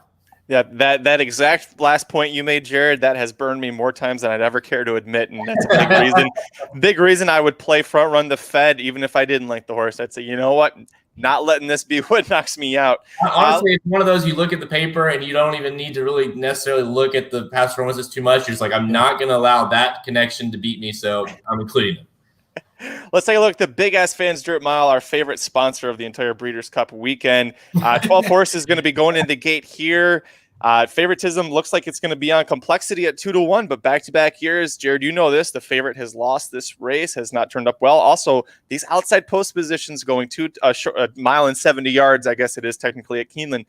That's a very short run into that first turn, and so it's a big reason I'm completely against Complexity in this spot. It seems like a lot of us really like Nick's Go. He owns the track record for a mile and a 16th. It's a very slight cutback, and boy, drawn from post 5, that's a much better spot than Complexity is at. Do we get 7-2 on Nick's Go in the race? Boy, we might, due to Complexity being in this. Listen, you nailed it. That's a big reason why I end up going against Complexity. That and the fact that Nick's Go just has, since with Brad Cox, just been unbelievable. I mean, Halter and I talked a lot about this on yesterday on the ride to Lexington. We're like, maybe it just was a matter of he's always been a good horse. He finally got with Bradcock, really solid trainer, and look what he's done. Obviously loves Keeneland. We know that from his past history, a horse that's, ran well here his whole career. So, you got to think that this horse at 7-2, and I think you got the benefit of having complexity in the race that's going to help hold a price for you. This Knicks Go was completely shocking to me because I came in the race thinking, no way am I going to pick Knicks Go. Like, I'm not going to do it. And it sounds like a joke. And then I'm going to pick complexity probably. And then not only that, as you look at the guide, you're like, this horse was close to being an overall consensus pick. I think only 2 people didn't pick Knicks Go. So that tells you that this horse is just, Brad Cox could have a huge Breeders' Cup. Quite a journey for Knicks Go from the horse. Everyone's like, wait, he finished second in the Juvenile? How'd that happen? To like now he comes back all these years later, it feels like. And like everyone's like 7-2 on Knicks Go, I'll take it. This is a horse that won that Futurity that year. 40 to 1 or something. 70 to 1. That's right. And you thought, okay, that was a complete fluke. So he goes into the Juvenile and gets beat by Game Winner, obviously great horse, but gets second at 40 to 1. And all of a sudden you're like, well, this horse is, and he goes to the offensive favorite at the Jockey Club and get beat by about 20 lengths. So you talk about a horse that's just, like you say, Ryan, it's just kind of had a very interesting career and never really has never sniffed kind of being a good horse really ever again until enter Brad Cox. So Knicks Go will always be one of my favorite horses, and there's only really one reason why. And that's because of my wife. And shout out to Heather. She got called into work today. She's in a bad mood, so we're going to shout her out on the podcast. But Knicks Go, on Heather's birthday, we did a podcast, and Heather and I went out and we had a few drinks, and Heather begged to be on the show. We're like, okay, yeah, definitely you can come on the show, And it was the Sam F. Davis. It was Sam F. Davis show, and she picked Knicks Go, and she was so excited. New York bred. She's a New York bred. The horse is gray. Everything about him. Got beat by 13 lengths in the Sam F. Davis. But here we come full circle, and me as like a professional handicapper is picking Knicks Go. It's really unbelievable. But I'm on Knicks Go, and honestly, this is just crazy. And we may sit here Saturday evening and go, God, that was the dumbest thing. To sit here and not only pick Knicks Go, but to be like, I kind of think he might win by 2 or 3 lengths. I really believe that, though. I think that horse is just super good right now. And you look at his race at Oaklawn, the first start for Brad Cox, that was off the charts too. And then you of course, everybody saw the Keeneland race, and it's like, yeah, if he runs that race, I don't think these other horses can beat him. There's a mention there of both Cox horses and move on. You not necessarily are huge on Owendell here. I really do like Owendell in here at a price at 8 to 1 for Brad Cox, a horse that loves Keeneland and loves this distance and kind of has a setup if this race does have a sort of a meltdown with Owendell just being a very consistent horse at this distance. And another horse that I know I know Slim likes quite a bit, Sharp Samurai. This is I'll let Magic kind of talk a little bit about this horse being kind of the bias there. But Sharp Samurai, what do you think of Sharp Samurai? I love this horse. I think he's extremely sneaky at a price. First of all, when he went into the Pacific Classic, it was a 5-horse field, and I thought for sure he was going to scratch out of it and go into, there was a turf stakes the next day, and they stayed in the Pacific Classic. I thought, well, this is okay. I mean, I guess you're taking a shot to see what happens against this field. He ran a good second to Maximum Security, going a lot longer, going a mile and a quarter, then returns in the City of Hope mile back on turf, almost beats Mo Forza, who would have been my top pick in the mile had he shown up in that race. This horse just shows up. Every time he fires his shot, sometimes he can be compromised by trip, especially on the turf. But the fact that Irad Ortiz Jr. is going to ride this horse, and I saw what he did with Spun to Run last year, who I really loved going into the dirt mile. He's going to jump aboard. He's going to get that inside post draw going into the first turn, so I'm not worried about him getting too much kickback from horses ahead of him. A big key was getting Irad in that inside draw, and those were 2 reasons I love him at a price in here. I will say this on him. He's the one that scares me that I didn't use because of what you said. He's just a really classy horse. I'm not as sold on the Pacific Classic because I think that may have been one of the worst grade 1 horse. Pretty bad field. I mean, it was just atrocious. And then Victor rides his horse just not to just to hit the board. And so, it wasn't hard. Basically, you had two donkeys, like literally they were donkeys that got out of the field. And then you had Victor who didn't try to win. And then you had Sharp Samurai who's got class. And then Tough Luck Bob had maximum security. I mean, it was really rough. So I just don't buy his dirt form, so to speak. But yeah, he'll show up. He'll show up and run, no question. Ryan, did you have any opinions in this race? I just think Mr. Freeze is the only horse that any of you guys talk about that I was curious what you guys had to say about.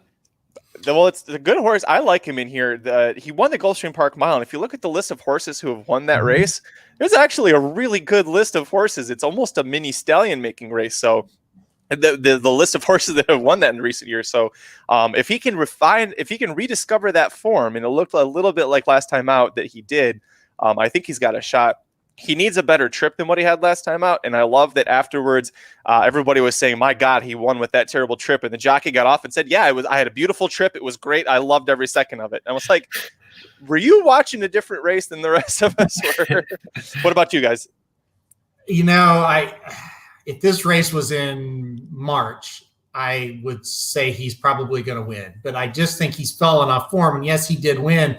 But when you look at his figures in March and January, March to now, even though he won last time out, they're still well behind, So you said it best, and I think it's the key. And it's a huge if, he gets back to that top class form, he could definitely win this race. He definitely scares you just because we know he's capable of that big performance, I mean, we've seen it. The other horse that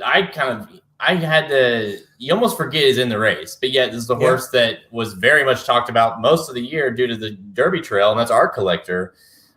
Choosing to run here over the Classic, which, maybe makes some sense, but it just feels like a lot of us, I mean, I wasn't that high on him in this race, and so was the Preakness that bad to be like, I'm just off of him?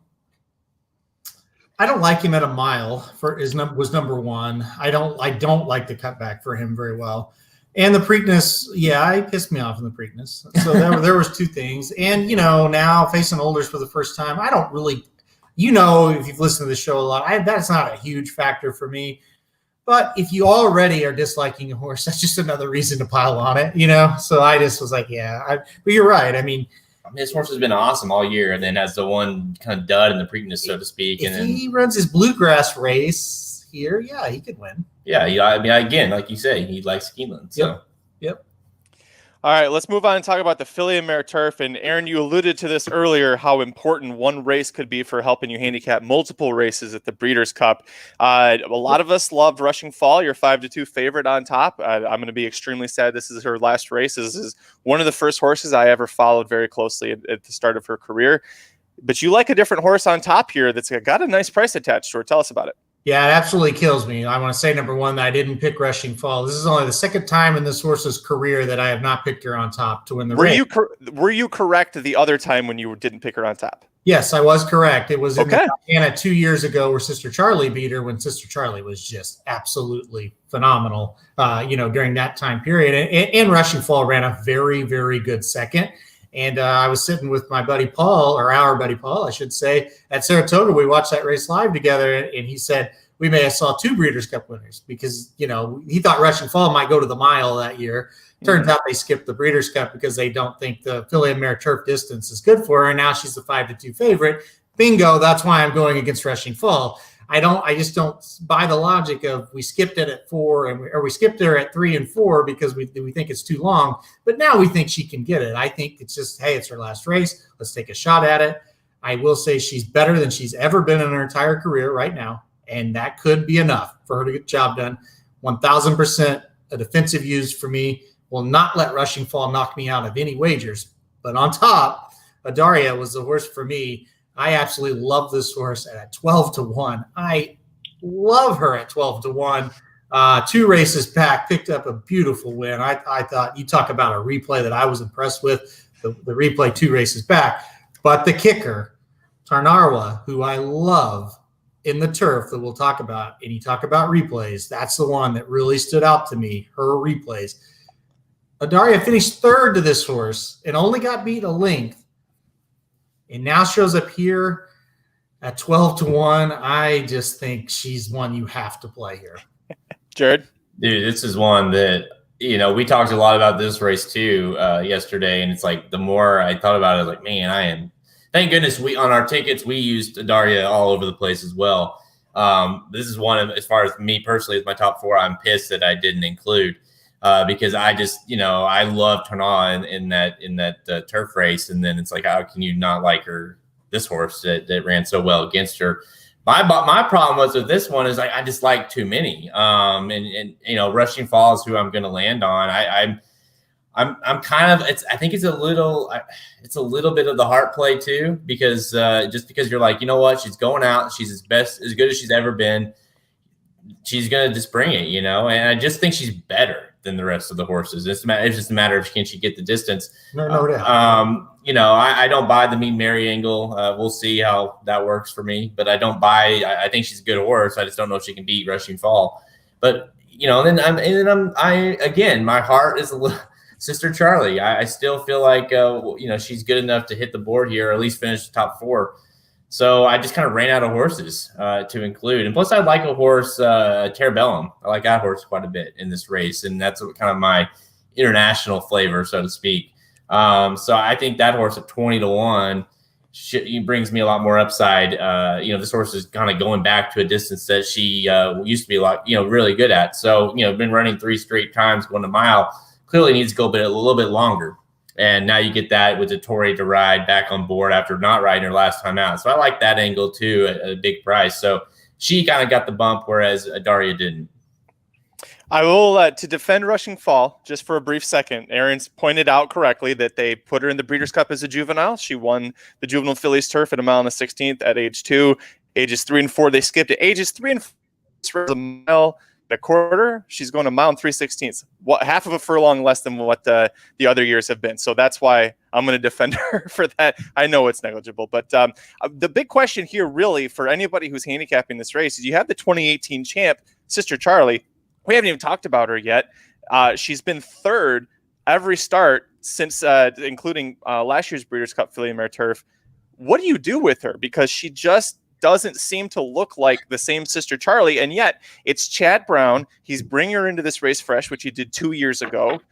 What the hell do you do with Sister Charlie? Kylie, she's tough. She's tough to you have to. She likes Keeneland, was ran once here in the Jenny Wiley and was awesome, but that was back when she was awesome, and she just hasn't looked. My thought is, and this is just my. It's just, I think it's one with her, you kind of have to be like, listen, I'm taking a stand with her. I'm taking a stand against her. In my view, it's like, I feel like Chad wanted to get her away from Saratoga as fast as he possibly could. Like she didn't like Saratoga this year, needed that change of scenery, so to speak. The Breeders' Cup is what it is. She got beat by 2 good horses, but she still has lacked that kind of punch that we're used to seeing down the lane. So that's why I couldn't just pick her on top, but I definitely think she's good enough to grab a piece here. But I won't argue with you if you're going to pick her at 6-1, because by and far the best price you're going to get on her, and since she's been in the United States. I love Sister Charlie, one of my favorite horses, but I can't play a horse in the Breeders' Cup when her races all year long just haven't been any good. Period. So. Yeah, Michael Myers, one of our regular watchers and listeners and commenters, brought this up to me last week. Even without Theus in there, that's kind of where she struggles. She's undefeated whenever she would have Theus, that rabbit that would go to the front, set unbelievably fast fractions, and set it up for Sister Charlie to close. Yeah. Her record is not nearly as strong in over twice as many races, but not nearly as strong without that rabbit. So, unless she's going to look at Mean Mary as the next Theus in this race, I'm not necessarily sure that we're going to see her be able to come running again. So Theus is not the problem this year, though. The problem is she lost her form. Yeah, and it's just all there is. She doesn't have the turn of foot. She's losing to horses.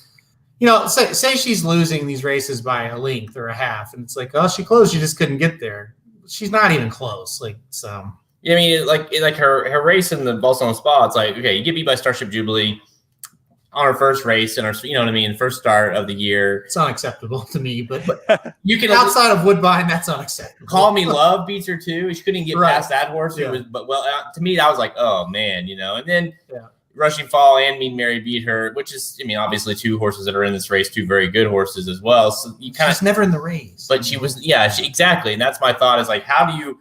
I can get on board with playing her underneath everything. But to get on board with her all of a sudden turning the tables and winning the race, it's just going to take something dramatic, I feel like, and I don't see it.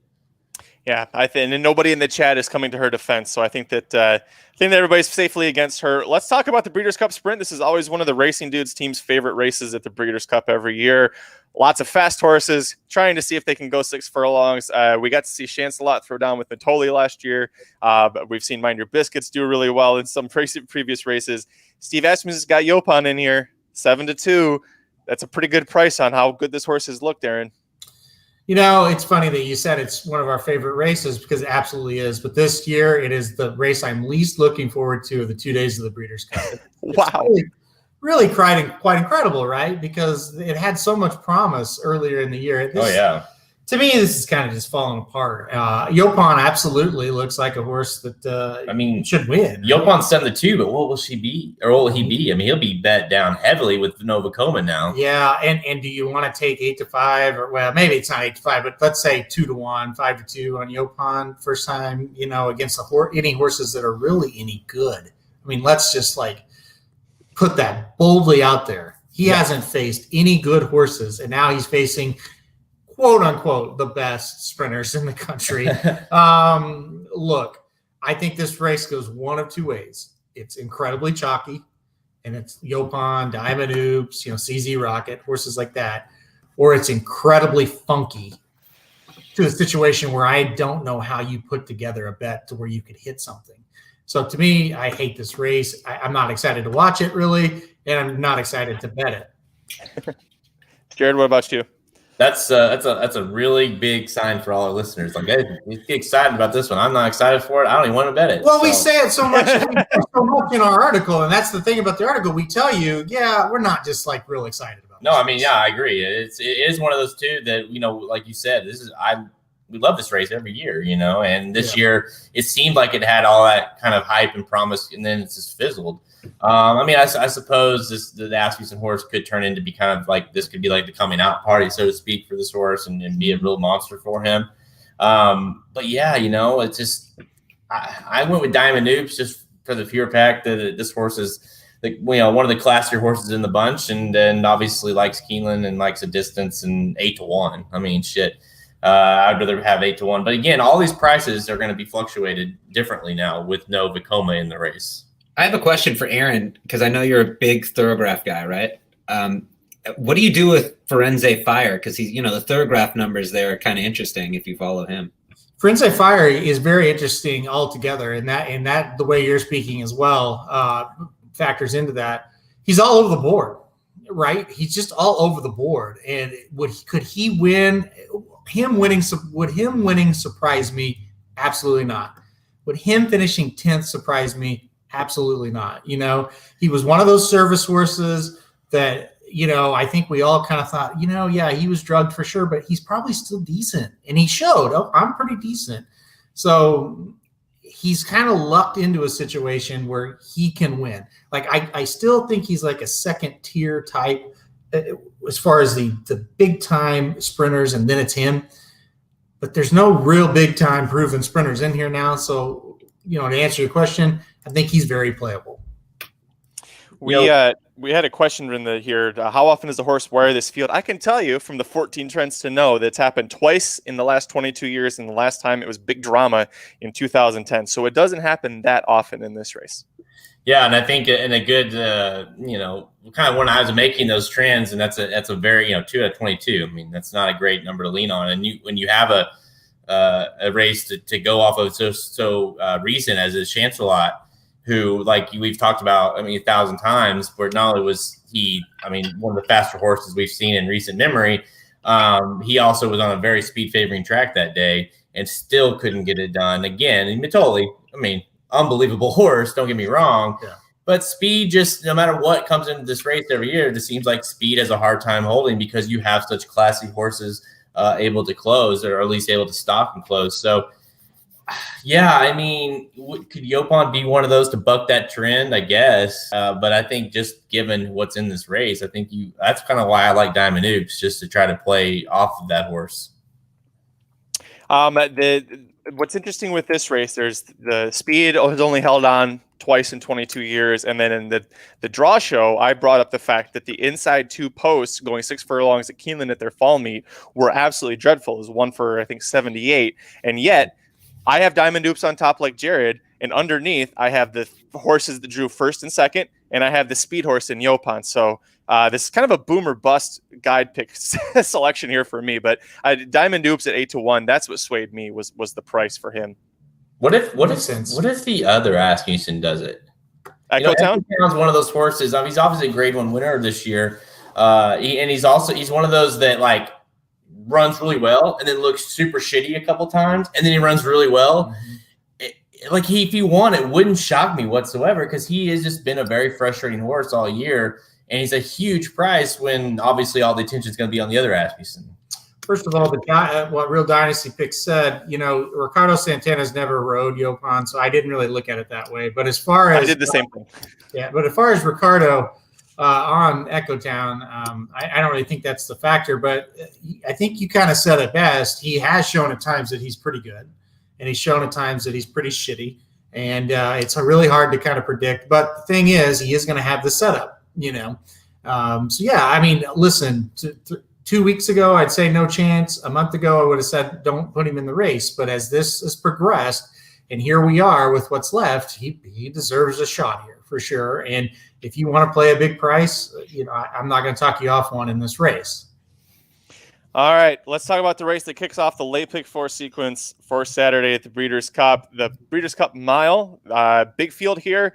The trend recently, 7 of the last 9 winners were American-based. You had Uni do it last year for Chad Brown. She was, as Jared put it, the best of both worlds because she's from overseas. And I will tell you, no matter who we picked on top, somebody picked an American-based horse that is from overseas, or at least internationally based, or internationally bred, I should say. Yeah. A lot of us seem to really love Digital Age here, especially 8-1. And again, this is Chad Brown, this is Castellano, this is Klarovich, and it's a price in a turf race at the Breeders' Cup.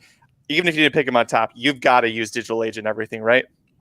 Let me just start it off with you can pick it up, but this is I feel like these last 4 races, this 4 race sequence is where you can get real serious about making some big money, because these horses are legit. Yeah. You can depend on them a little more. Some of those early races are hit and miss. You could take stabs, and certainly the prices could balloon if something crazy happens. I'm not saying that, but as far as I'm pressing, and I know you are too. And listening to the Magic Mike, I kind of get that as well. It's you can really press your opinions in these final 4 races because you have really good horses. Yeah. And just to be clear, the negativity for me, as far as I'm not excited about this race, is now officially over, because these 4 races, I totally agree with what he said, not only from a betting standpoint, but how exciting are these races going to be to watch? They're going to be super exciting to watch. This is the Breeders' Cup, right? Amazing. This is a great way to start off the pick 4. You got Digital Age, who a lot of people love. I like him too. Guess what? We don't know if he's that good at a mile. Guess what that means? We can go a lot of different ways. There's a lot of horses that have a shot here. Guess what that means? It's an unbelievable betting race. So it's all great. I kind of like the 2-horse Kameko or Kamiko. I don't know how you want to say it there, but I thought this is an international horse coming over that's got a great shot. If you want to play a horse, based, in this country, what about factor this? This horse, you look at this horse's resume this year. Wow. He's done nothing wrong. Another Brad Cox. Why I think we're all on Echo Town is the only race that this horse lost was, or why we're all on Digital Age. I'm sorry. The only race, still got Echo Town on the mind. The reason we're on Digital Age is because the only race factor this lost, Digital Age beat him. Yeah. And it didn't look like Digital Age should have beat him. It looked like factor this was gone, and Digital Age said, nah, I'm going to come get you. Here's the factor, though. This race is shorter. Can he catch him at a mile? So if you love Digital Age, you got to love Factor This as well. I could talk about all these. Those are the three, though, that I really love. Can I ask you about Factor This before we move on? When the pre-entries and everything first came out, and we found out Factor This was heading here and not to the Breeders' Cup Turf, you were pretty down on that decision. You and Mike Samich were both thought that was the wrong decision, that he's not fast enough to handle the mile, and maybe even the distance of the turf wasn't going to be good for him there. You both have since changed your opinions. Mike loves Factor This here, and you were just lauding him. So what changed from the time that the pre-entry list we first received that until now? Well, I mean, let's two things, right? I still wish he was in the turf, because when you look at that turf and you put his speed into play, he might take them wire to wire. I think he might. He would almost be an amazing play in the turf, because I think he'd be a pretty big price. But what it came down to here is you start analyzing. You're like, okay, maybe he's not fast enough, to get the absolute lead here. But he's drawn outside of all the other speed. Florent Giroux is going to have a million options. Who would you rather have on the horse than Florent Giroux? How he's ridden all year long has been fantastic. And you just look at that class and you look at those figures and it's like, damn, he is really, really good. I don't really care that I didn't like him at going a mile.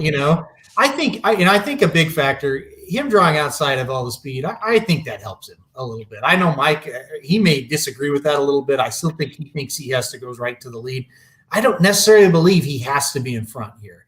But really it was just his class that I was just like, even though that I don't think this was the right race for him, I still think he's got a good shot. And one last thing, and let's be very, very 100%, 1,000% clear about this. His trainer knows more than me and knows more than Mike Samich. Period. Move on. And Mike Samich would have fully agree with you on that one. Jared, I'm sorry. I'm not sure if he would. I agree with him. Samich would not. Yeah, Jared, what were your thoughts on the mile here? Dude, I'm with Digital Age here, big time. But you know what? Here's the thing. I came into this race after that last race with Uni. It's like I'm picking Uni to defend, and then I came into it and I was like, man, Digital Age. I'm going with the other Chad Brown.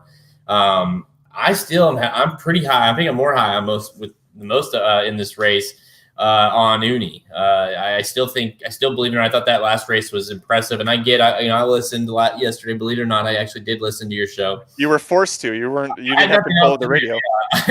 Halterman literally just he would not let me touch the phone, and we had to listen. But I get it. She didn't beat a ton in there. In the figures show that she's not where she was at last year, but she's improving every race, and I feel like she's getting a little bit better. And and like Sister Charlie, you can at least hang your hat a little bit on the fact that she kind of made some sort of bump up than what we had seen the last few. So, by the way, I gotta just a flashback, because this that race last year. If you want to watch a Breeders' Cup race, watch her win this race last year. And having Ryan on the show, do you remember? Mm-hmm. I don't remember the why, but we had kind of got all split up. But you and I were watching that race together, and we were at the top of the stretch at Santa Anita, and of course it was God Stormy and her, and where we were positioned, Uni was making her move. She was rounding around them, and I put my arm up and I said, "It's over." And we were at the top of the stretch, and you kind of looked at me and you said, "Oh my gosh!" And then I just had my hand up the whole stretch, and of course she won. Of course, that was a very, very ballsy. I mean, she could very easily lost with the way God Stormy won, or the way God Stormy ran. But I also never forget, that how great that performance was, and how you and I were watching that race at that position where she kind of made her big move. Yeah, man, that's one I won't forget either. And honestly, who isn't a fan of her? She's an awesome horse. I mean, it'd be cool to see her go back to back. But, I like Ivar. I like Kameko. I don't even know how you say that horse's name. That's an interesting horse. I mean, so for her to do it, do you think, Jared, do you have a feeling she could beat horses like this year? I feel like, I still think she can do it. I think she's just got that winning class and winning ability. But I mean, that's definitely not going to be easy. I think it's tougher than last year. Talk about Ivar. Actually, you know what? I'll just throw throw it to you, Magic, because that's your. God, yeah, this is a horse that I'm so frustrated. When we did on the Magic Mike show, we covered the pick 4 sequence that with included the Shedwell Turf Mile, and I said at the end of that, I said I'm not going to play him here, but I'm going to watch very closely what happens with Ivar, because he had run 2 back-to-back really strong 100+ buyer races, and his trainer was taking the blinkers off. And I've kind of adopted the philosophy that when that happens, when a trainer adds blinkers partway through a horse's career and then removes them, I read into that the trainer thinks whatever the problem was, it's been fixed, and now it's safe to take the blinkers off. And I said, I want to see what happens with Ivar, because if he runs really well, I'm going to play him next out. Then the son of a bitch went ahead and won 1 race early, and then now it's going to be 4-1, which pisses me off, because as Mike likes to say on our show, that the Shadwell Turf Mile, that was the wedding. That was the nice price. I'm a little afraid this is the funeral, because he's now such a shorter price, but he just looks so good, and he beat a lot of horses that either are in this race or were hoping to come into this race. And the fact that he just outmuscled all of them, he's a Southern Hemisphere horse, so their breeding season doesn't start until halfway through the calendar year. So he is still only hitting about the halfway point of his 4-year-old season. So you should continue to see some improvement. Joe Talamo has been reinvigorated since he left California and went to Kentucky.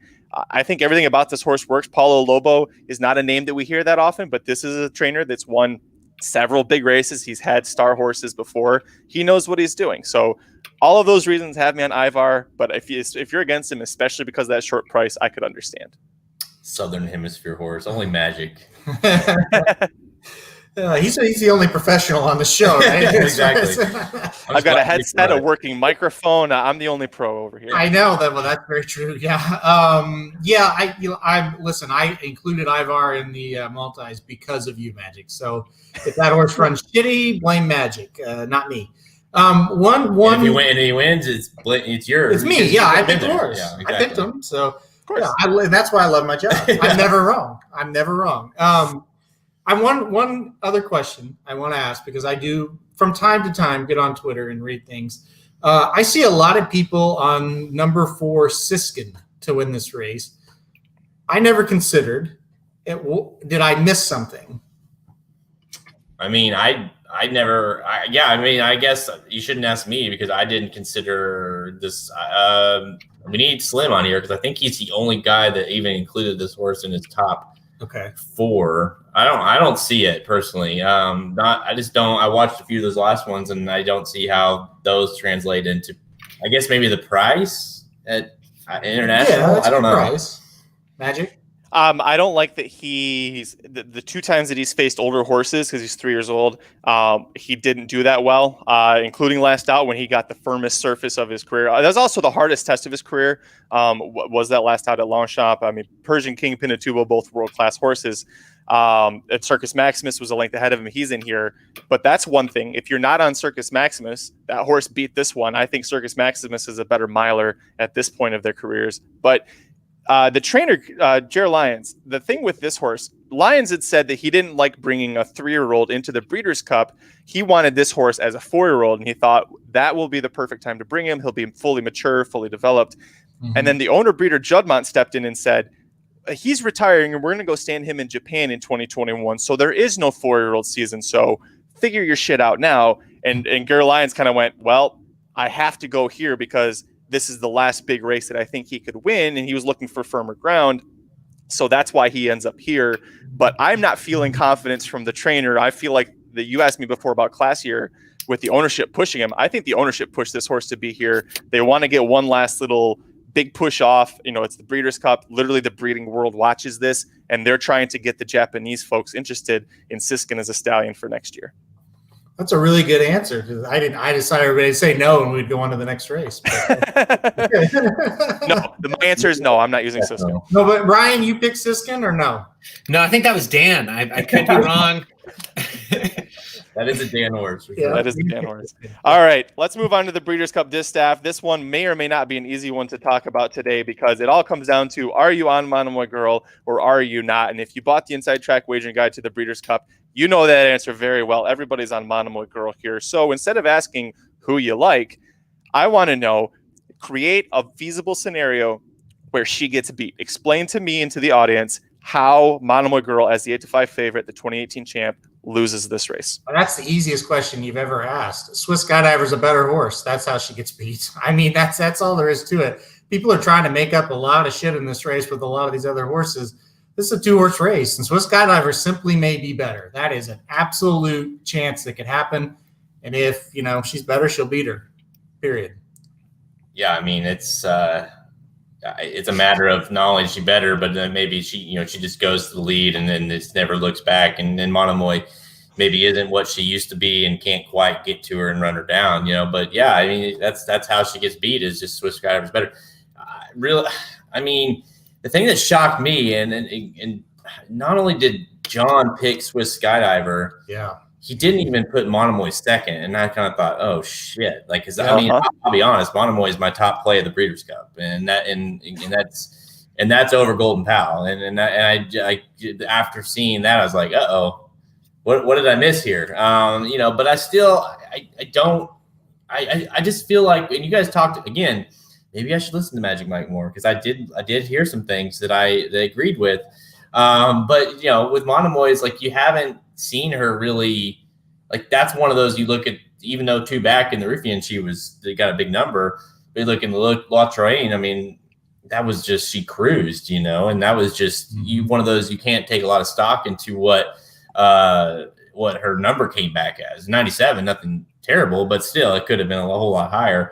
Listen, she's just the classiest. I mean, she's won this race 2 years ago. She's very, very good. Her career, she's won over $3 million. She's still coming. She's still running. Brad Cox. I mean, have we mentioned Brad Cox 1,000 times on this podcast? Yeah. It's just, I just feel like she is coming into this race on fire and ready to kind of erupt. I think Brad has gotten her ready for this race to pop at the right time. One of the knocks on Monomoy Girl that I've heard from a few people is, she just hasn't faced anybody all year. Well, 2 races back, she faced Vexatious, who then went and beat Midnight Bassu at Saratoga. So it's like, I totally agree. She doesn't have that flash resume, and quite frankly, nobody does, like Swiss Skydiver. That resume is incredible. And if she wins, she deserves it. I mean, my goodness, what a horse. But I just happen to think Monomoy Girl is just a touch better. And and the thing about it is, let's say, because we kind of have been waiting, will Swiss Skydiver finally kind of regress? Will she finally run a little bit of a poor race? Well, if that happens, Monomoy Girl is going to win very easily. And conversely, if Monomoy Girl, for whatever reason, throws a clunker, I think Swiss Skydiver is going to win pretty easily. I want to mention something real fast from a friend of the podcast, friend of the Racing Dudes, Jay Privman. This is she's faced 101 horses in her career, and she's Monomoy Girl, and she's beaten 100 of them. I love that stat. Is that good? She's faced 101 horses in her career and beaten 100 of them. One time in her career, Road to Victory. Which, by the way, guess who picked Road to Victory? That day. This guy right That's here. right. And the Goldenrod. Yep. Picked Road to Victory to beat Monomoy Girl. The only time I've ever picked. And lost by a neck, by the way, in that race. I mean, a very close race. That race, dude, I'll never forget that race. Road to Victory was that horse. It was like, can she really upset her? And that was in the at Churchill Downs. And but she was MIA after that, She never was same. Yeah. But to that point, she did lose. I guess if you look, like, if you're confused, well, she's lost twice. Well, one was she got DQ'd. Right. Well, yeah. Midnight Bassu. Yeah. But she got. But she won. She won by 3 that day. So that's an amazing stat when you think about 101 horses and she's beaten 100 of them. Yeah. It just goes to say what she's done in her career, how consistent she's been. Shout out to Jay. Man. Yeah, well, he's a friend of the podcast. Of course he's bringing it, Hi, Jay. He's watching right now. But yeah, I gave credit, right? That's what we have to do, right? Yeah. Oh, yes, absolutely. Yes. Jay Privman, DRF.com. Don't say breaking. If you say breaking news. No, it's not breaking news. No, of course. No. But no, Monomoy Girl, that's the pick here. I really think she goes off in style here. And, I've been critical. I'll stop being so critical because I feel like I'm going to eat my words because, everyone's picking Swiss Skydiver now. But I still don't get why they're running her here. I never will. Like, even if she wins, I'll be like, why didn't you? Because that's the thing, right? Well, if she goes and wins, you're like, why did you run in the Classic? If she wins, it even strengthens your opinion. Exactly. Yeah. It's a win-win for me. Right. Yeah. If she loses, you're like, fuck her. You know? It's your one. Oh no! I didn't say it. Oh. I didn't say it. Right. No, yeah. So yeah, Sorry, I just don't feel like if she was gonna be good enough, she would run in the Classic. I feel terrible now. He's got to go edit that out. The one thing I have to edit this whole show. Ryan, I want the last question to go to you. 2018 Breeders' Cup. We had a really great time at Churchill Downs, all four of us, but Slim was there. After the Breeders' Cup, you wrote a really epic rap about the experience. It perfectly encapsulated everything that was wonderful about that trip. And part of your rap included Monomoy Girl and a reference to how amazing we all thought she looked in the 2018 Distaff. Do you think that we're going to see a repeat monster effort like we did in 2018? Man, honestly, Swiss Skydiver made me look so stupid on Preakness Day. And honestly, I wasn't the only one. I thought, why is she in this race? What an idiot. Like, you lost to Art Collector and you're coming here. And now she's doing it again. So do I think Monomoy Girl is going to have an epic day, to answer your question in a roundabout way? Yeah, I do. But I expect that they must, because of what Jared said about how you're basically facing a moment where you could be one of the greatest fillies of all time, to come here and face this horse, you better win. You better win. Because you have so much to lose not going to that Classic. Because, like, say she finishes second there and, like, some random horse wins it. You could be horse of the year. Mm-hmm. So to come here, I'm not going to look stupid again twice. I'm not. You must have known something. So you're going to look stupid this time. I'm going to go with Swiss Skydiver to beat her. I'm going to. Oh, no. I'm going to. And I think the only reason she's here is because she thinks she can do it. Because why not? She thinks she can do it, Aaron. Not the trainer. The horse thinks it. He asked her where she wanted to run, and she said, "Damn it, put me in Distaff." No, honestly, I'm being funny about a lot of this, but like, I do think Monomoy Girl is going to do phenomenal. I don't know what they're doing here, but I'm not going to pick against her either. I feel like if you're going to bet this race, you better put both of them in a box, because you cannot tell me you for sure know Swiss Skydiver can't do it. And by the way, no matter what happens, I just want to applaud the connections, because this has been one of the most historic campaigns by a filly I have ever seen, and I probably ever will. To run in the Preakness, to run in all the dances she did and make it here and possibly beat this horse, kudos to you, man. Just what a horse. What a phenomenal just filly. We're seeing something special. Absolutely. We have two more special races left to see on Breeders' Cup Saturday. Let's look at the Breeders' Cup Longines Turf. Aaron, you already tipped your hand when we were talking about the filly and Mare Turf. You and I both absolutely love Tarnawa here. I'm telling everybody who asks me anything about even some people that don't ask, go watch Tarnawa's replays. Pick any of the three races she's run this year. Watch them and tell me she can't win this race. That's the big reason why I landed on her. 6-1 is just the cherry on top. Aaron, why did you love Tarnawa so much? It's all about the girls, man. It's all about the girls for me. I love girls, and I certainly love them in this race. Tarnawa, I'm with you, Magic, all the way. I love this horse. Man, we were gushing over Tarnawa, weren't we? I mean, we just love this horse. So, yeah, I love her, but also you can't go on without talking about Magical, who is one of the classiest racehorses in the world. I mean, this horse dances so many tough races. It just brings it every time.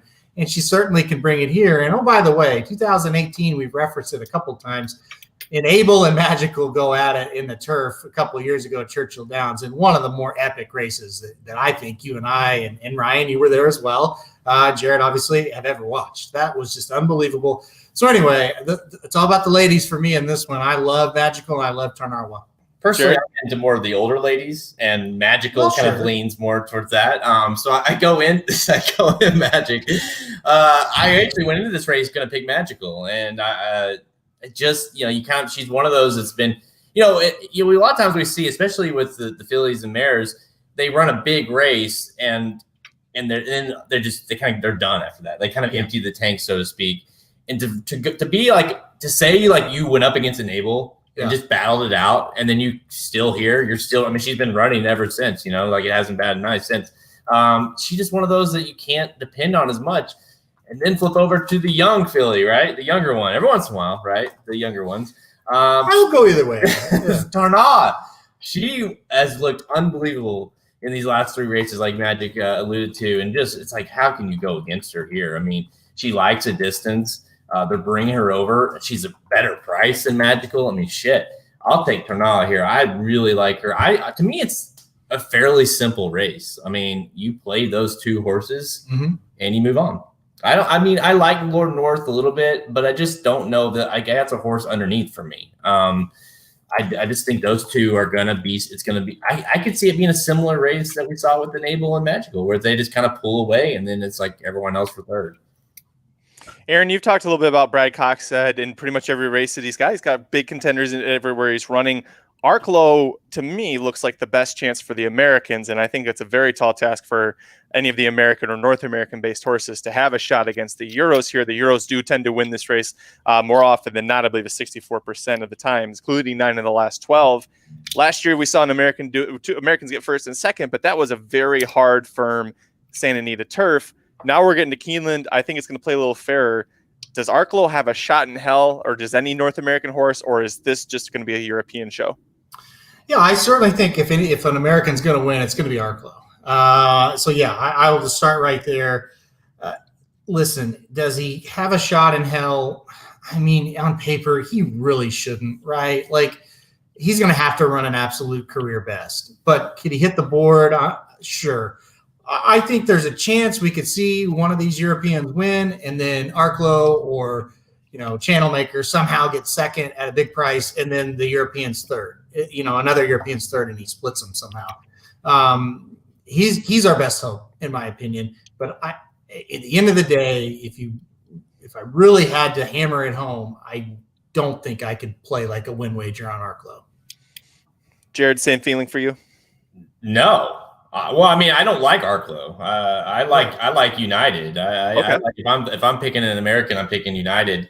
I think Arklow ran his race last time out. I think that he trained him up for that race. We've talked about that on the show a little bit, where he kind of mentioned about how he really trained him up hard for that Kentucky Turf Cup there at Kentucky Downs, and he was awesome because he knew that he couldn't win this one. Now underneath, I think it could get crazy. Him beating United underneath is not going to be a shock to me whatsoever. I liked United. I thought United in that last time out. Now you made it again. Maybe I should listen to Magic Mike, because another reference. You made a good reference about United does not travel well. And so that's a little bit of a factor. But I kind of thought that race last time out, he just looked really good. Like, he looked better than he had, I thought, in the past, and that was a really nice performance from him. And I thought, okay, that's one that I can feel like is going to run a pretty good race in the Breeders' Cup. Been seemingly training well. That's the thing, though. Like, these horses in America are so much below these horses coming in internationally. I feel like it's going to take because you're not just talking like for Arklow to win. Tarnaw is not going to have to run. Magical's not going to have to run. Lord North's not going to have to run. I mean, you're going to have to talk about an epic Euro disaster in this race in order for one of these horses to get up and win, I feel like. Yeah, I listen, this is a race, like I said, 64%, 9 of the last 12 went to the Euros, and they're back to a course that's probably going to play well to them. So I think that's, if you wanted to make a case for an American, that Arklow is where I would go. United's looked great as well, and anybody who listens to the Magic Mike show knows that I love United, Pratt, and Mandela, so it was hard to leave him off the ticket, but it is what it is. Gentlemen, let's talk about the last race, the one everybody really cares about, and that this year, unlike maybe years in the past, this looks like an epic edition. The Breeders' Cup Classic, I feel like you could make a case for 6 or 7 of these horses to get into the winner's circle. For the Racing Dudes team, it was pretty much split down the middle between Tiz the Law or Tom's D'Etat on top, and then probably throw the other one right underneath him here. Talk about Tiz the Law, 3-year-old coming into this race. He's 3-1, second choice just behind Improbable. It looks like the morning line odds maker is thinking a lot of people are going to forgive that Kentucky Derby second, blame it on the track, and play him going into this race. Is that what you're seeing too? Well, once again, if you look at Twitter, Tom's D'Etat is going to be even money, right? Like, I haven't seen one tweet on anybody else but Tom's D'Etat. It's crazy. Like, it feels like everybody's going to be on him. So to start with that, I think he's going to be a lot lower than that 6-1. And so then it kind of becomes a fact of or a situation where, okay, if he's taking money and Improbable is the morning line favorite, so you're going to assume he's going to take some money. Is Tiz the Law going to be like at that reference your trends, that 5-1 almost price, where all of a sudden it's like, what a dream. Yeah, right? Exactly. I'm with Michael Myers. 'Tis the mother bleeping law. Don't say it. You'll get booted. No. I'm on him. Let's do it. Let's do it. 'Tis the law for me. I'm very excited about him. I've said it 100 times. If he gets back to that Travers race, I think there's not a question in my whether. I don't think there's not a question in my mind he can win, or he will win, I should say. If he runs his Derby race, he's not. But if we can get him back to that Travers performance, he's going to win the race. That being said, this is a very tough race. A lot of ways you can go. Tom, obviously, with my second pick, and I'm going to be real honest. though. I don't like him at 3-1. Yeah, I do like him at 6-1. So we'll see what happens with the odds. The closer we get to this race, the more this is kind of a hot take, but the more I'll be surprised if it's not Tiz the Law or Tom Zutaut who wins.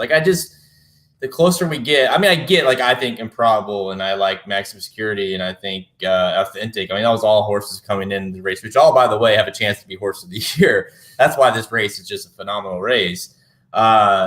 It just seems like everything. Tom Zutaut's been training lights out. The back class of Tom Zutaut, Tiz the Law. You're really gonna let's be honest. The horse either didn't like Churchill Downs, got beat by a juiced horse, but I guess he's still he's still got to beat another couple juiced horses. Tough Luck Bob's got 3. I don't know if you've heard. He's got 3 in this race.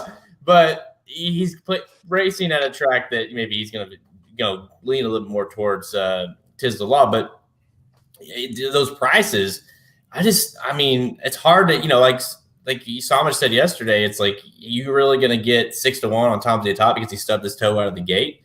That seems hard to believe. There's a moment in more of the early half of this year. It's like Tom Zutaut's going to win the Classic. This is his year. Yeah. Now things have obviously changed. He's lightened up as far as racing, and Improbable's kind of emerged, and some of these others like Tiz the Law. But yeah, to me, this race, I think it goes through Tom and Tiz. I love these two horses, and man, just from a fan standpoint, we'll be there on the finish line watching this race. And just to think, not only does this race have a $6 million purse, and it's the Classic, and it's obviously a major race, but just to think, we have Horse of the Year on the line, and there's a bunch of horses that could win Horse of the Year at this race. So much on the line, more so than just this race. So let me ask you guys, what do you do with the Baffert trio, the Tough Luck Bob trio? Improbable is your favorite at 5-2, Maximum Security 7-2, Authentic 6-1 is presenting the best value, and it's crazy that you're getting the Kentucky Derby winner who just barely lost the Preakness Stakes in his last start is going to be 6-1. So what do you guys do with these Baffert horses, and can you even trust them to do anything here? Well, with Tough Luck Bob, I think in this race for sure, you as a fan, you're rooting for him to finish 8th, 9th, and 10th.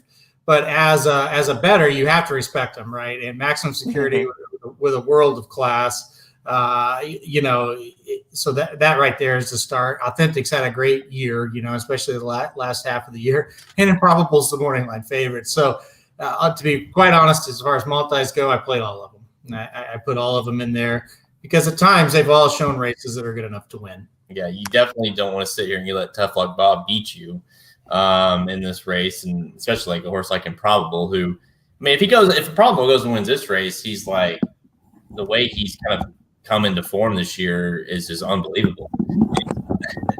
Magic's dead. Someone shot Magic, and he's now dead. Like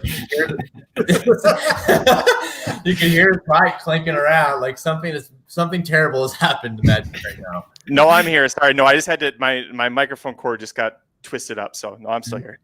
Well, your picture's gone, so just so you know, we can't. I'm doing the fans a favor here. You don't have to stare at me every time. Okay. Appreciate it. Well, no. But no, Improbable, a horse that there's been a lot of talk on. You've said Tom Zutaut. There's been a lot of talk about how good Improbable's looked in the morning. So it's a horse that always looked good, but he's kind of finally came into his own as far as being who they thought he would all along. This is a horse who ran on the undercard of the Breeders' Cup a few years ago, and we thought, my gosh, this is a horse. This is Bob Baffert's next big one. It's the same year the game winner won the juvenile, or later in that day. But obviously he kind of Improbable never really lived up to what that was until recently, until this year. So I mean, if he wins the Classic, it by no means is shocking. Here's a cool. You talked about you were talking about trends and stuff. In the last episode of this show, and I remember thinking to myself, here's a trend that could be broken. No horse over 5 years old has ever won the Breeders' Cup Classic. It's almost been 40 years of the Breeders' Cup Classic now. And you think there weren't horses that sucked that tried. I mean, Zenyatta is like a phenomenal racehorse, like a legend. She was 6. She didn't do it then. So, I mean, Tom's d'Etat 7. And I don't know, it's just weird. I kind of feel Bob's in this lose-win strange situation here, right? Say all of his horses don't hit the board here. What is everyone going to say? Well, see, none of them were legit. Say he wins this race. Well, see, he's juicing his horses. Say he finishes second or third. Maybe he saves some face. I don't know. It's hard for me to see his horses not running well here. I was thinking about how well he got McKenzie to run. But I don't think that horse necessarily wanted to go 1.25 miles, and he was second in that Breeders' Cup Classic last year. And he's won 3 in a row in recent times. I just think one of these horses is going to show up. And so where I'm going with this is Authentic. What do you do? I mean, people just got off this horse so quickly. What do you do with him here? He has beaten Tis the Law. He ran really well against Swiss Scott Ever, who we all feel should have possibly been in this race. What do you do here? Because he's not even mentioned in people's top 5 right now from what I'm seeing. He is definitely the biggest problem of them all, because I think you look at him and if you go one by one, you go, okay, Improbable. Well, I mean, he's won 3 straight Grade 1 races. Check mark, right?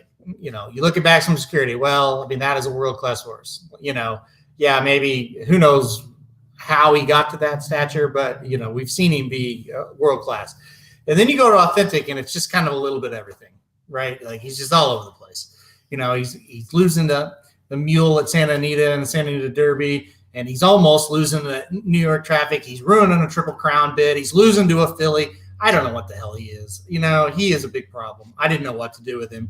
I think he is a definition of I'll throw him on a ticket if the budget allows it, just in case. He's a just in case type. Isn't it, correct me if I'm wrong, isn't the only time Baffert has won the Classic it's been with 3-year-olds? Correct. That's correct. So that's him. By all means would be his horse, right? Yeah, I mean, that's a good point, Ryan, because it's just like, I just feel like he's like you have Maximum Security, who obviously needs no introduction, and then Improbable, who is the favorite, and then it's like, oh yeah, Authentic's running too, and it's like, well, wait, I mean, a lot of years this would be his best shot to win, Yep. And say he won the Preakness. This is where I'm going with this too. He might be the favorite for this race, and it's like he finished second, and the horse that beat him is not in this, and he's beaten the horse that a lot of people are picking, but yet I get all the negative stuff. So it is just kind of going to be interesting to see what people do. If he isn't a 1.25 mile horse, he showed with McKenzie again, he could get a horse to almost do it with that might not have been. And he also got this horse to win the Kentucky Derby. I know there's a lot of people that doubt that effort, but it's just hard for me to think one of these horses will not show up with a phenomenal effort. I mean, it would be a really bad thing for him. And sometimes you have to handicap a human being's life inside of this, right? Like that would it's just like in sports, right? It's like everyone's doubting the Patriots, and then you just see them and they get back to a Super Bowl. Bob needs a win here, or Bob needs a phenomenal performance here. And not just for him, he has a ton of people that are depending on these horses to go to stud and do well. So, I mean, I don't know. It's kind of fascinating that it's like if you take the human element into this, all I can say is you got to figure out how to handicap Bob Baffert is what I'm getting at here. Well, Ryan, I think most importantly, we need to point out we're all praying for Tough Luck Bob to get a win here. We're all very concerned about his legacy. So, yeah, I mean, that's very well said. Very well said. I mean, Ryan brings up a good point that Bob Baffert, Improbable and Authentic, both based off of their breeding. You look at it, you go, this City Zip horses don't get 1.25 miles. The Into Mischief doesn't do 1.25 miles, and yet he's been able to do it with these 2 horses.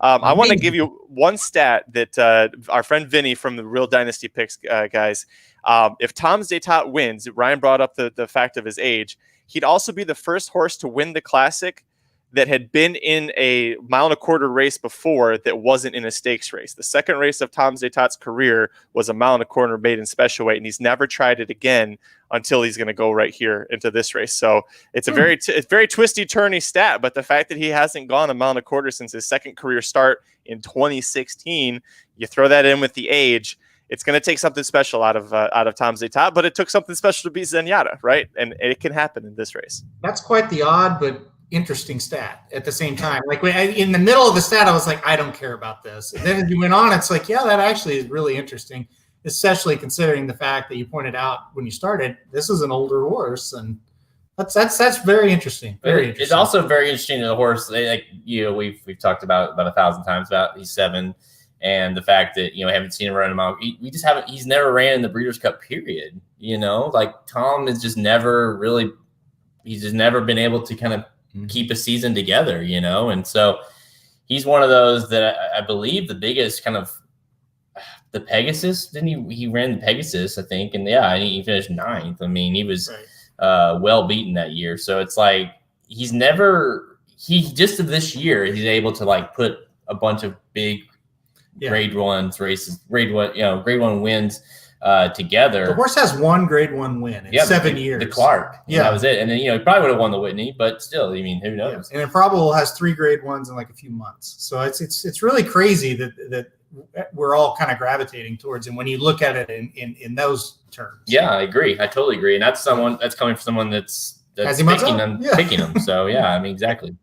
I'll make a case for one horse here that nobody's talked about, and I'm going to check the guide real quick. I don't even think I'm the only person that put him in the top 4. I'm going to make a case for Global Campaign. This horse is 20-1, which surprised me. But if you've watched his races this year, especially his last 2, he's looked very strong. He had to fight back along the rail in the Monmouth Cup after he was going incredibly fast, a lot faster than what they'll go in this race.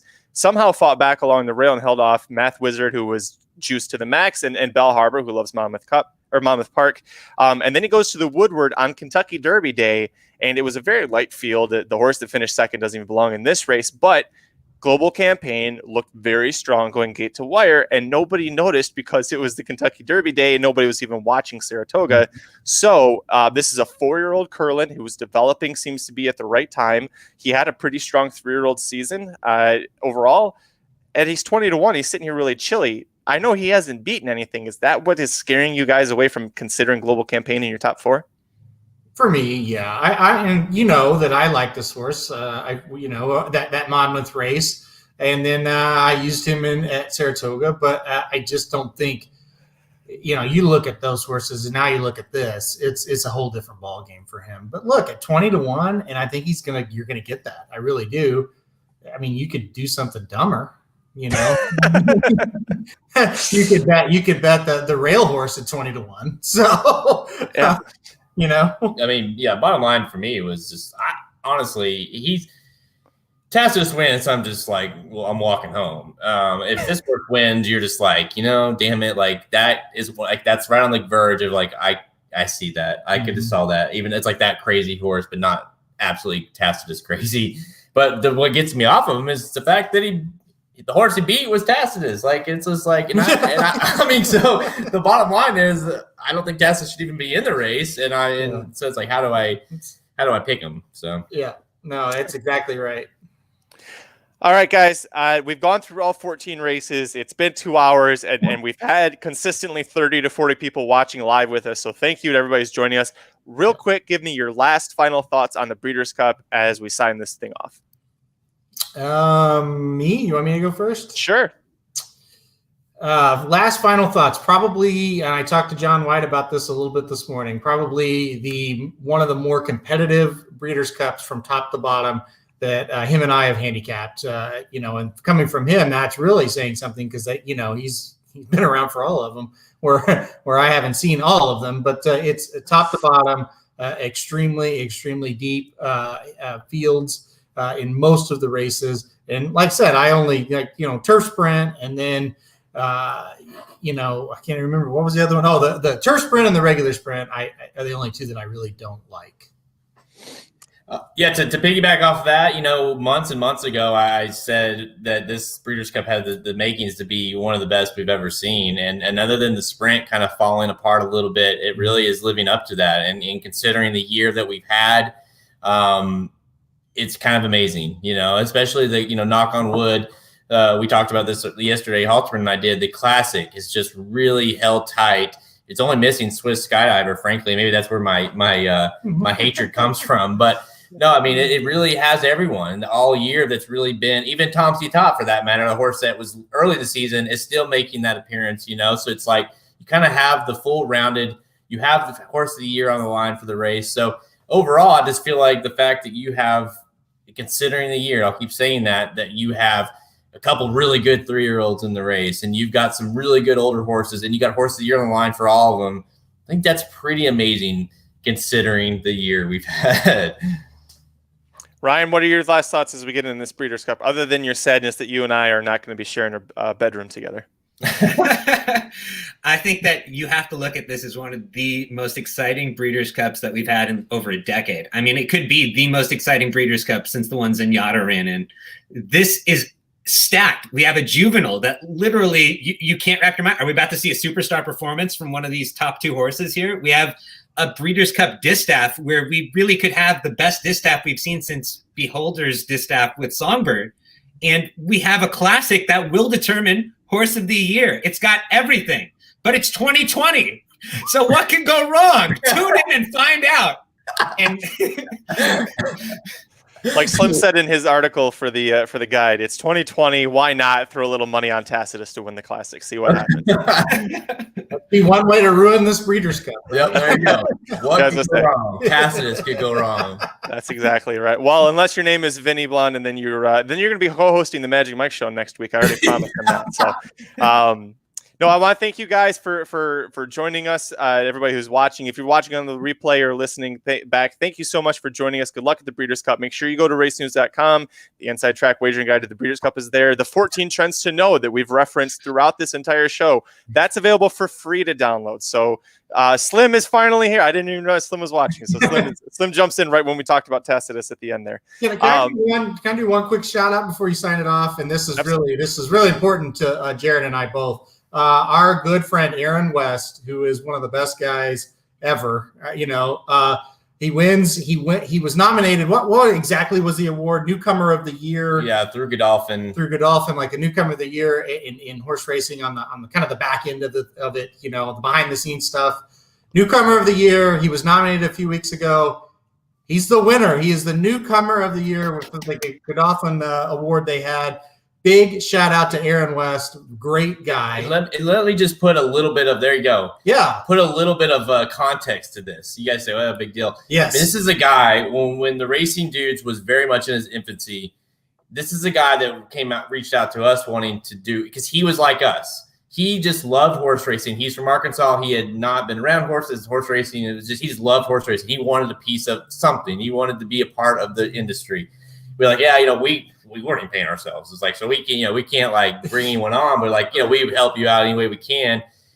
This is like, so that's essentially what, coming from like what we came from. We built a website. We are the Racing Dudes now, but this guy, the fact that Godolphin is crediting this guy as a newcomer of the year, and he started from nothing. It's pretty surreal. He showed up in Kentucky a few years ago. I don't know how long ago it's been, but it's been a while because he went to school and he graduated from Louisville. I think from the Louisville, like the equine school. Yeah. Or whatever, yeah. But anyway, when he showed up in Kentucky, he had never touched a horse, not a racehorse, any horse. Wow. He gets a job. He's Mr. Speaker's like groom at Lane's End. That's that. He was doing that. And now here he is with his job with Bradley Thoroughbreds as basically their racing operations manager. This is a guy who is 100% self-made a career in racing. I freaking respect this guy like crazy. A huge shout out to Aaron West, very deserving of that award. I remember meeting him at Churchill Downs at the Breeders' Cup in 2018, and he was a really nice guy. Slim remembers too. Yeah, he's a really great guy. It's always great when someone that's just a really genuinely good person you see them succeed, and even in the horse racing industry.